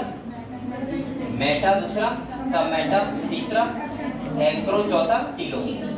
मेटा सेंट्रिक मतलब बी शेप, इसके बाद सब मेटा सेंट्रिक एल शेप, इसके बाद एक्रो सेंट्रिक जे शेप और टीलो सेंट्रिक आई शेप। क्लियर रहेगा आपको? यहाँ से वो पूछ सकते हैं आपसे, ठीक है? क्वेश्चन पूछ सकता है। और दूसरा वो ऐसे पूछ लेता है, डायग्राम दे देगा और आपसे पूछ लेगा कि लेबलिंग करके बताओ ये कौन सा होगा। ऐसे भी मैंने क्वेश्चन देखे हैं 2-4, ठीक है? जैसे इसमें ये वाला दे दिया, अब आपसे पूछेगा बताओ ये कौन सा है, मेटासेंट्रिक, सब मेटासेंट्रिक, टीलोसेंट्रिक या एक्रोसेंट्रिक। तो आपको ऐसे भी क्वेश्चन वो दे सकता है। समझ गए हम लोग? ठीक है बेटा, चलो हम लोग ये पढ़ लेते हैं क्या कह रहा है यहाँ पे। देखो कह रहे थे metacentric chromosome the has middle centromere, कहां पे होगा? मिडिल, और कह रहा है बीच में होगा, और कह रहा है फॉर्मिंग टू इक्वल आर्म, ये क्या बनाता है? तो इक्वल आर्म बनाता है। और of the chromosome the submetacentric chromosome has centromere slightly away from the middle of the chromosome resulting into one short, और एक कैसी होती है? लॉन्ग होती है। एक्रोसेंट्रिक कह रहा है chromosome the centromere situated close to its end forming one extremely short और वन वेरी लॉन्ग, मतलब एक बहुत लंबी एक बहुत छोटी। और टीरोसेंट्रिक कह रहा है ये क्या हो गया? टर्मिनल, बिल्कुल सेंटर में कहां होगा? टर्मिनल में, मतलब कति किनारे पे होगा। ठीक है, तो ये बात समझ गए आप लोग? बताओ अब आप लोग मुझे ये बताओ सब बच्चे, आप लोग ये न्यूक्लियस के बारे में क्लियर हुआ क्या? नहीं हुआ? क्या नहीं बताओ? अरे तुरंत डरा के बताओ। हाँ बताओ कौन सा पोर्शन बताएं? ऐसा करो सब बच्चे एक बार न्यूक्लियस को पढ़ लो, अगर कोई भी चीज क्लियर नहीं हुई तो मैं फिर बता रहा हूँ, ठीक है? क्योंकि मुझे लग रहा है हो सकता है वो क्रोमोसोम डीएनए इसमें कंफ्यूजन रहता हो, मैं फिर बताऊंगा। अच्छा एक कहानी थोड़ा सा और पढ़ लो बेटा, ये क्या लिखा है, फिर ये चैप्टर हो जाएगा। ठीक है, आप लोग पढ़ाई करो। देखो ये कह रहा है some time of chromosome have non staining secondary construction at a constant location, this give the appearance of a small fragment called the secondary construction. छोटा सा ऊपर एरिया होता है, सही है, और सेकेंडरी कंस्ट्रक्शन वो एरिया होता है जहां पे नॉन ट्रांसक्रिप्ट, मतलब जहां पे हमारा नहीं बनाता है जो, और उसके ऊपर का एरिया बोलते हैं कैसा? सैटेलाइट। ठीक है, अगले कह रहे हैं माइक्रोबॉडी कुछ बेसिकल होती हैं, जो क्या होती है? इनके पास एंजाइम होते हैं, और जो क्या होती हैं? प्लांट एनिमल सेल दोनों होती हैं। आप लोग एक बार ऐसा करो, न्यूक्लियस को दोबारा पढ़ लो, कोई और लग रहा है मैं फिर से कहूंगा। ठीक है, एक बार मैं टाइम दे रहा हूं आपको। हाँ मैं आपको सेल सेल दोबारा बता दूंगा अभी, ठीक है? पहले आप लोग ये वाला पढ़ लो, न्यूक्लियस करो कंप्लीट।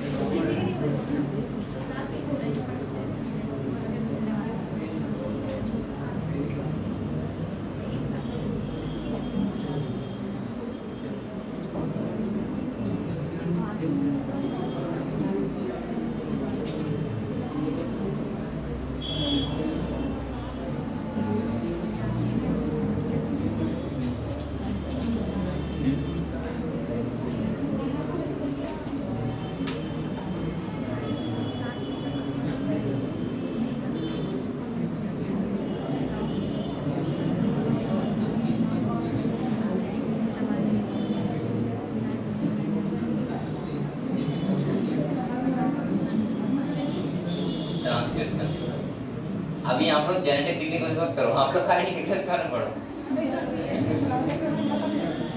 हिंदी बोलते हैं, लोग नहीं बोलते हैं। हिंदी में क्या बोलते हैं? डीएनए से मरने बनने को अनुलेखन, और फिर उसको क्या बोलते हैं? ट्रांसलेशन को अनुवादन। हमारा से प्रोटीन बनने क्या बोलते हैं? अनुलेखन। दवा भी क्या होता है?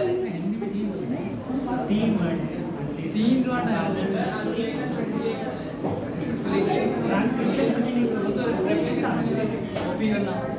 चलो कोई बात नहीं, अभी तो टाइम है, अभी हम जेनेटिक्स पढ़ेंगे तो समझाऊंगा। हाँ बताओ किसको किसको डाउट हुआ इस टॉपिक में, इस चैप्टर में? कोई बच्चा पूछ सकता है मुझसे अभी भी? कोई भी बच्चा इस चैप्टर का कोई भी डाउट पूछ सकता है, अभी आपके पास टाइम है। अब दोबारा से बता दो, मैं तुरंत बताऊंगा। आप लोग एक बार अच्छे से पढ़ लो, और कोई भी आपका डाउट हो मुझसे पूछ सकते हो, ठीक है? पढ़ो बेटा आराम से देते। और आप लोग टेंशन मत लिया करो कि मुझे मैं पूछूंगा तो मेरी बेइज्जती हो जाएगी, ऐसा कुछ नहीं, आप लोग स्टूडेंट से पूछ सकते हो, ठीक है? कुछ भी। और जिसके मन में ये भाव आ रहा है तो बेटा फिर तो स्टूडेंट की इस बात का पढ़ाई करने का वो फायदा क्या होगा। अगर आपको लग रहा है कि क्यों पूछे, अगर आप पूछोगे तो आपको समझ में आएगा। और मैं आपको खुली छूट देता हूँ कि आप कुछ भी पूछ सकते हो। हाँ बताओ, कुछ क्या करेगा? ऐसे से कर रहा है, ऐसे करना क्या कर रहा है। चलो आप लोग पढ़ो बेटा, एक बार रिवाइज करो दूसरे से।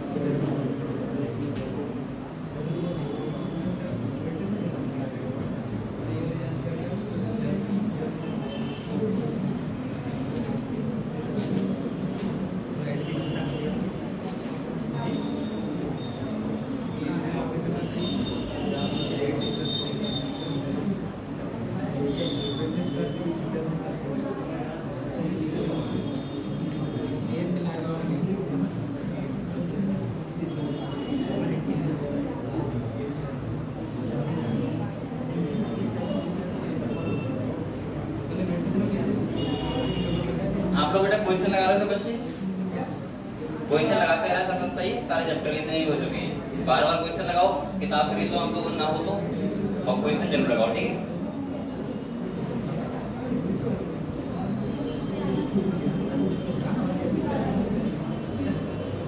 आप लोगों ने पढ़ लिया पूरा टॉपिक? पढ़ लिया? कौन ने पढ़ लिया? हाँ बताओ क्या पूछना है? चलो क्लियर पढ़ो, आराम से पढ़ो, ठीक। कोई डाउट हो तो पूछो। कौन सा डायग्राम? चलो और बताओ किसी बच्चे को डाउट हो तो बताओ बेटा।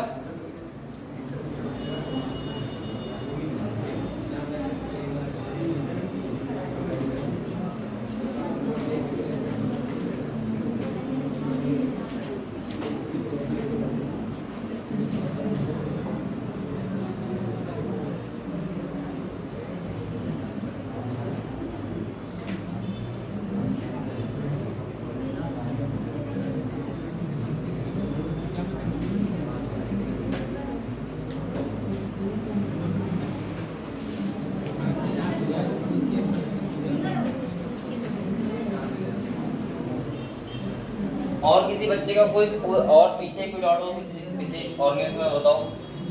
हो गया था कंप्लीट।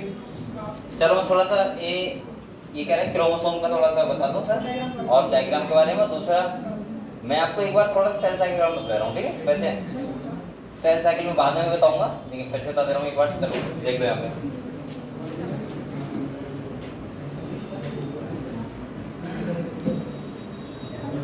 बेटा यहाँ पे देखो आप लोग एक बार,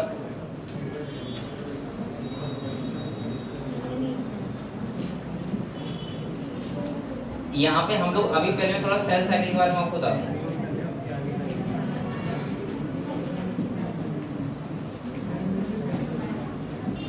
ये देखो आप लोग, ये देखो सेल साइकिल का मतलब सिंपल सा ये होता है कि देखो साइकिल का मतलब क्या होता है, हम रूटीन जो फॉलो करते हैं बार बार वही, उसे बोलते हैं साइकिल। और सेल एक फॉलो करता है उसे बोलते हैं सेल साइकिल।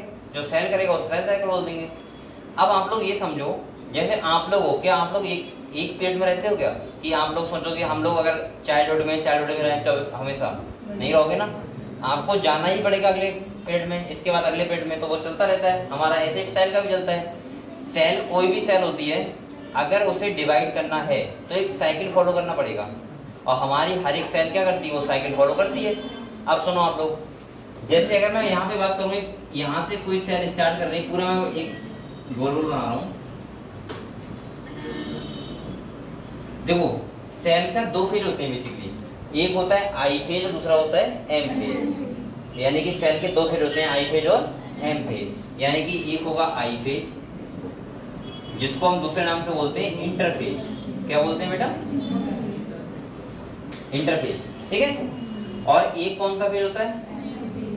एम फेज, इसको हम लोग बोलते हैं डिवाइडिंग फेज। और आई फेज में 3 फेज आते हैं, इसका नाम होता है एक का G1, S और G2। और एम फेज में तुम्हारा प्रोफेज हो गया, मेटा हो गया, एना हो गया और टीलो हो गया। और इसके बाद क्या होता है? साइड होगा, सेल डिवाइड कर जाता है, ठीक है। तो मेरा मतलब यहाँ पे ये है कि आप लोग ये समझने की कोशिश करो, जैसे यहाँ से अगर कोई स्टार्ट कर रहा है सेल, ठीक है, तो बेटा यहाँ पे देखो आप लोग 95% टाइम में सेल का आई फेज चलता है। कौन चलता है? I phase. खाली बात के 5% टाइम में एम फेज होता है। लेकिन हमको लगता है कि सेल जब पढ़ोगे आप लोग हम तो पूरे चैप्टर में एम फेज पढ़ते रहे, प्रोफेज, मेटाफेज, एनाफेज, वो खाली 5% का है। 95% टाइम में क्या लगेगा? I phase. ये वही हिसाब है। आप लोग बताओ, शादी होती है तो तैयारियां कितने पहले से होती हैं? 4-5 महीने पहले से। अरे टेंट वेंट की बात नहीं कर रहा हूँ, जब से कार्ड वार्ड बनने लगते हैं तब से बात कर रहा हूँ। आप लोग खुद सोचो बेटा, 3-4 महीने पहले कार्ड बनते हैं, हलवाई को बुक होता है, पता नहीं क्या होता है, बैंक का होता है, हाँ क्या 1 महीना जाता है, चल मान लो 1 महीना हो जाता है। अब सुनो, और जो सबसे, अरे सुनो ठीक है, सबने शादी की मुझे पता है, हम 10th क्यों रहते हैं, मुझे पता है सबने देखी है, मतलब की तो नहीं है। आप लोग बताओ दूसरा, अब सुन लो, तो 3-4 महीने, मुझे तो लगता है 3-4 महीने लगते हैं, तो मैं पता है 1 महीने लगता हो तुम्हारे घर में, 3-4 महीने लग जाते हैं। अब 4-5 महीने ठीक है, अब ये मत करना 2 साल लग जाते हैं। आप सुनोगे नहीं सुनोगे? शादी वाली बात से कितने खुश जाते हो? अब सोचो, सबसे बेकार चीज है ये। मैं ये कह रहा हूँ, हाँ, तो तैयारियां कितने में होती? 95% टाइम होती है 4 महीने में। और शादी होने में कितना टाइम लगता है? 1 रात। मतलब 1 रात फिर होता है?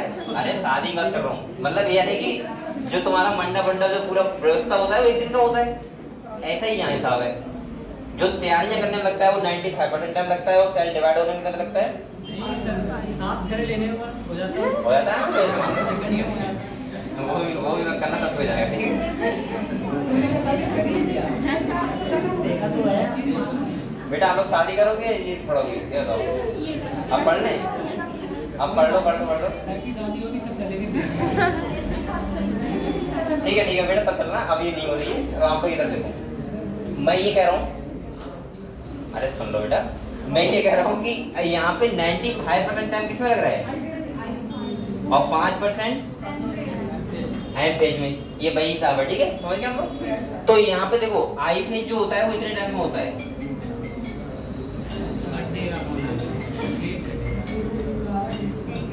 हेलो, पढ़ा रहा है 10 मिनट बाद आया तो यार, अब तो अभी क्लास में पढ़ सकते हैं, अभी 5 मिनट बेटा। यहाँ पे देखो आप लोग, ये वाला जो फेज होगा कौन सा होगा? I phase. कौन सा होगा? आई फेज होगा। और आई फेज में 3 फेज होंगे यहाँ से, पहला G1, इसके बाद S फेज और इसके बाद, ये बात समझ में आया? अब सुन लो आप लोग, अगर किसी सेल को डिवाइड करना नहीं होता है तो एक फेज होता है G0 फेज, उसमें चला जाता है। दूसरा सुनो, अब जब सेल इस वाले फेज में घूम रहा होगा तो उसमें हमें जो देखेगा वो डीएनए किस फॉर्म में देखेगा? क्रोमैटिन फॉर्म में। समझ गए आप लोग? और जब सेल आता है प्रोफेज यानी कि इस वाले फेज में आता है एम फेज में, यानी कि यहाँ पे होता है प्रोफेज, मेटाफेज, एनाफेज, टीलोफेज। इस वाले में आएगा तो हमें क्या दिखेगा बेटा यहाँ पे क्रोमोसोम। हमें डीएनए का कोई फेज में दिखा? क्योंकि डीएनए बेटा पैक्ड फॉर्म में होता है, वो हमें डीएनए खाली डीएनए नहीं दिखेगा, क्रोमेटिन नहीं दिखेगा। और डीएनए क्रोमेटिन बोलते क्या है, डीएनए क्या होता है हिस्टोन प्रोटीन के साथ होता है तो क्रोमेटिन बोलते हैं। अब अगर क्रोमोसोम की बात करें कैसे दिखते हैं तो देखो ये मैंने कहा था क्रोमोसोम किस में होते हैं बेटा, हमेशा पेयर में होते हैं। कैसे होते हैं? ये क्रोमोसोम है, मैंने कहा था पेयर में होते हैं, उन क्रोमोसोम को बोलते हैं होमोलोगस क्रोमोसोम। क्या बोलते हैं?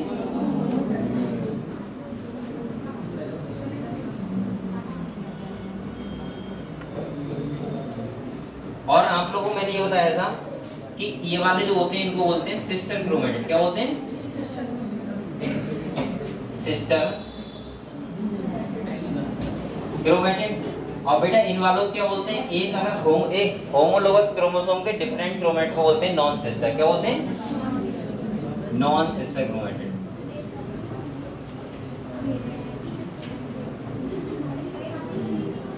दूसरा सुनो आप लोग, ये जो बीच में जहां सेंट्रोमियर को जोड़ते हैं जो सॉरी क्रोमेटिड जोड़ते हैं उसे बोलते हैं सेंट्रोमियर। क्या बोलते हैं बेटा? और सेंट्रोमियर के जो दोनों साइड में दो होते हैं काइनेटोकोर। क्या होते हैं? आप लोग ये भी ध्यान रखना, काइनेटोकोर होते हैं दो और सेंट्रोमियर होता है एक, और क्रोमेटिड कितने होते हैं? दो। समझ गए? तो ये मैंने बताया था आपको क्रोमोसोम के बारे में। ये हुआ। और बताओ किसी बच्चे को डाउट पूछ देखो।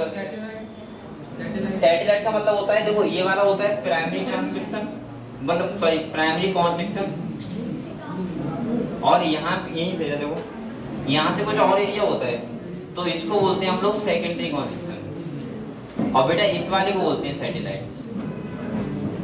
ठीक है, इस वाले को, ऊपर वाले को। और ये बेसिकली नॉन ट्रांसक्रिप्ट वाला एरिया होता है जहाँ पे ट्रांसक्रिप्शन नहीं होता है, डीएनए से हमारे यहाँ पे नहीं बनता है। ये हेल्प करता है हमारे, अगर हमसे पूछा हेल्प इसमें करेगा तो आप बोलोगे डीएनए फिंगरप्रिंटिंग में। ध्यान रखना है क्योंकि आप बीएनटीआर देखते हैं, variable number of tandem repeat, तो वो देखते हैं बीएनटीआर, वो यही देखते हैं सैटेलाइट वाली चीजें। ठीक है बेटा, और आप लोग पढ़ो, जल्दी से पढ़ो जल्दी। अभी जाओ मत, 5 मिनट रुको, भी जाके आ जाओ।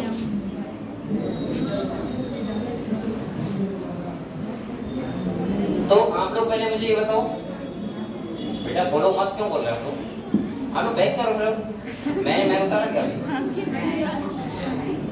जब मैं माइक बता रहा हूँ तो आप बैक में रखना, कॉपी स्टार्ट करो। ठीक है अभी? हाँ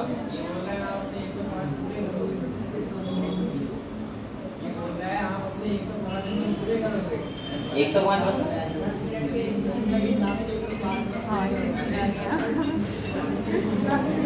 एक मिनट हेलो,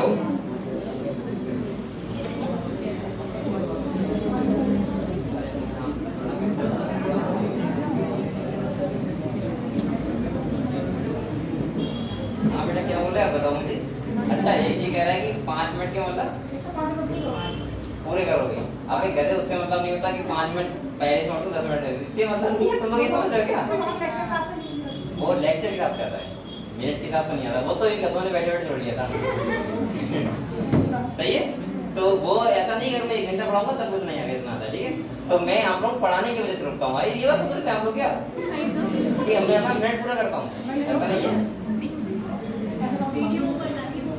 मतलब लगभग जो आदेश है वो ये है कि 90 मिनट का वीडियो होना चाहिए, 1.5 घंटे का होना चाहिए। हाँ, अगर मैं 1 घंटे का बनाऊंगा तो ऐसा नहीं मेरा 30 मिनट का रुपया कट जाएंगे, ऐसा कुछ नहीं है। लेकिन मुझे लगता है कि आप लोग पढ़ते हुए अगर आप लोग ये कह रहे हो कि सर छोड़ दो तो बहुत बड़ी बात है, नहीं करना चाहिए हमको, तो पढ़ना चाहिए। आप लोग छोटे बच्चे समझा कि भाई इंटरवल का बेल लग गया था, लग गया तो धीरे-धीरे का भागना ही पड़ेगा, हैं? ऐसा करना है।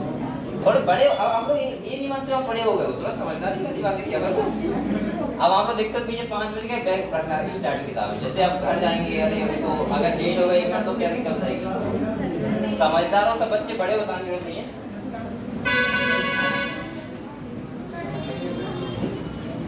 आपने बेटा अभी आपने अभी पता नहीं आपको कितना कितना बच्चे पढ़ाई करते हैं। ऐसे लोग हैं जो अगर सुबह 8 बजे क्लास में बैठ गए तो शाम को 5-6 बजे टाइम उठते हैं। आप लोग 3 घंटे में चला जाए।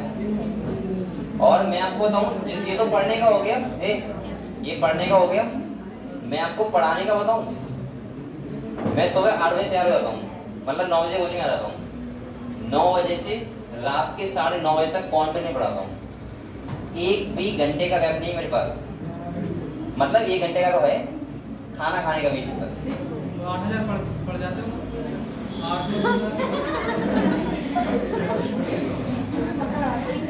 अगर मैं 1 से 2 के बीच में खाना ना खाऊं तो मुझे पूरे दिन खाना खाने का टाइम नहीं मिलेगा। जैसे अभी तुम सोच रहे हो फोन आ रहा है ना, बच्चों के आ रहे हैं ना कि मेरे घर से आ रहे हैं, सबको पता है घर वालों की बच्चे अभी पढ़ा रहे होंगे। तो मेनली मम्मी पापा को नहीं आ रहा है और मुझे है नहीं, तो मैं ये बोल रहा हूँ ये बच्चों के आ रहे हैं, तरह नहीं कर रहा हूँ तो समझ सकते हो।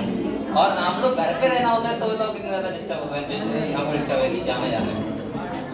आप सुनो, आप लोग बातें कुछ यहाँ देखो बेटा, हम लोग जो नेक्स्ट चैप्टर पढ़ेंगे वो कौन सा पढ़ेंगे?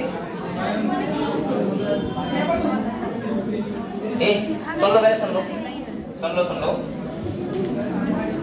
अगर मैं आपसे ये बात बोलूं कि सुनो बायोमोलिक्यूल्स में कोई वजह छुट्टी मत करना अगर आपको सही से पढ़ना है तो, वरना मैं 100% बता रहा हूँ, आप लोग यही कहोगे कि सर समझ नहीं आया। क्योंकि बायोमोलिक्यूल्स हो गया, सेल डिवीजन हो गया या प्लांट फिजियोलॉजी हो गया, अगर इसमें तुमने 1 दिन की भी छुट्टी की, अरे बेटा सुन लो, ये क्यों बातें कर रहे हो? अगर आप लोगों ने 1 दिन की भी छुट्टी की तो ये आपको बहुत हार जाएगा, समझ रहे हो? और हारेगा अभी नहीं, फ्यूचर तक हारेगा। तो इसीलिए आपको डेली आना है। कब? अभी अगले कल से बायोमोलिक्यूल से डेली आना है, कोई वजह छुट्टी मत करना 2 से भी। और दूसरा क्या है, आप लोग थोड़ा मेहनत करो, अच्छे से पढ़ाई करो। और चलो ठीक है, तो हम थोड़ा अच्छा नहीं कर रही, ठीक है।